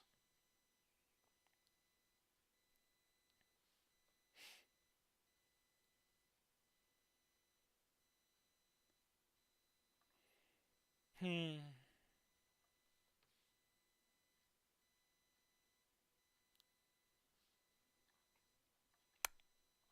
It's just Like, if you're gonna be saccharine, why are you doing all this weird extra stuff, you know?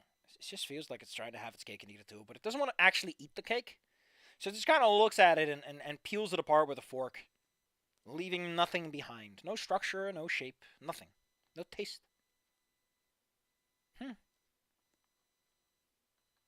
Well, regardless, I think the only way to... I think the only way we can properly end this video is when we say something stupid that everyone just laughs at.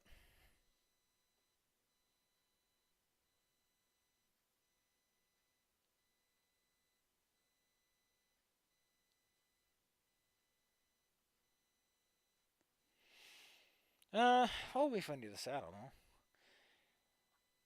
You know what?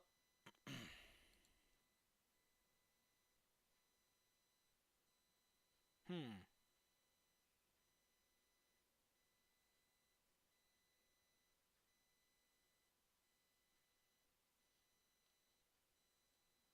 Hmm. Well, see you guys later.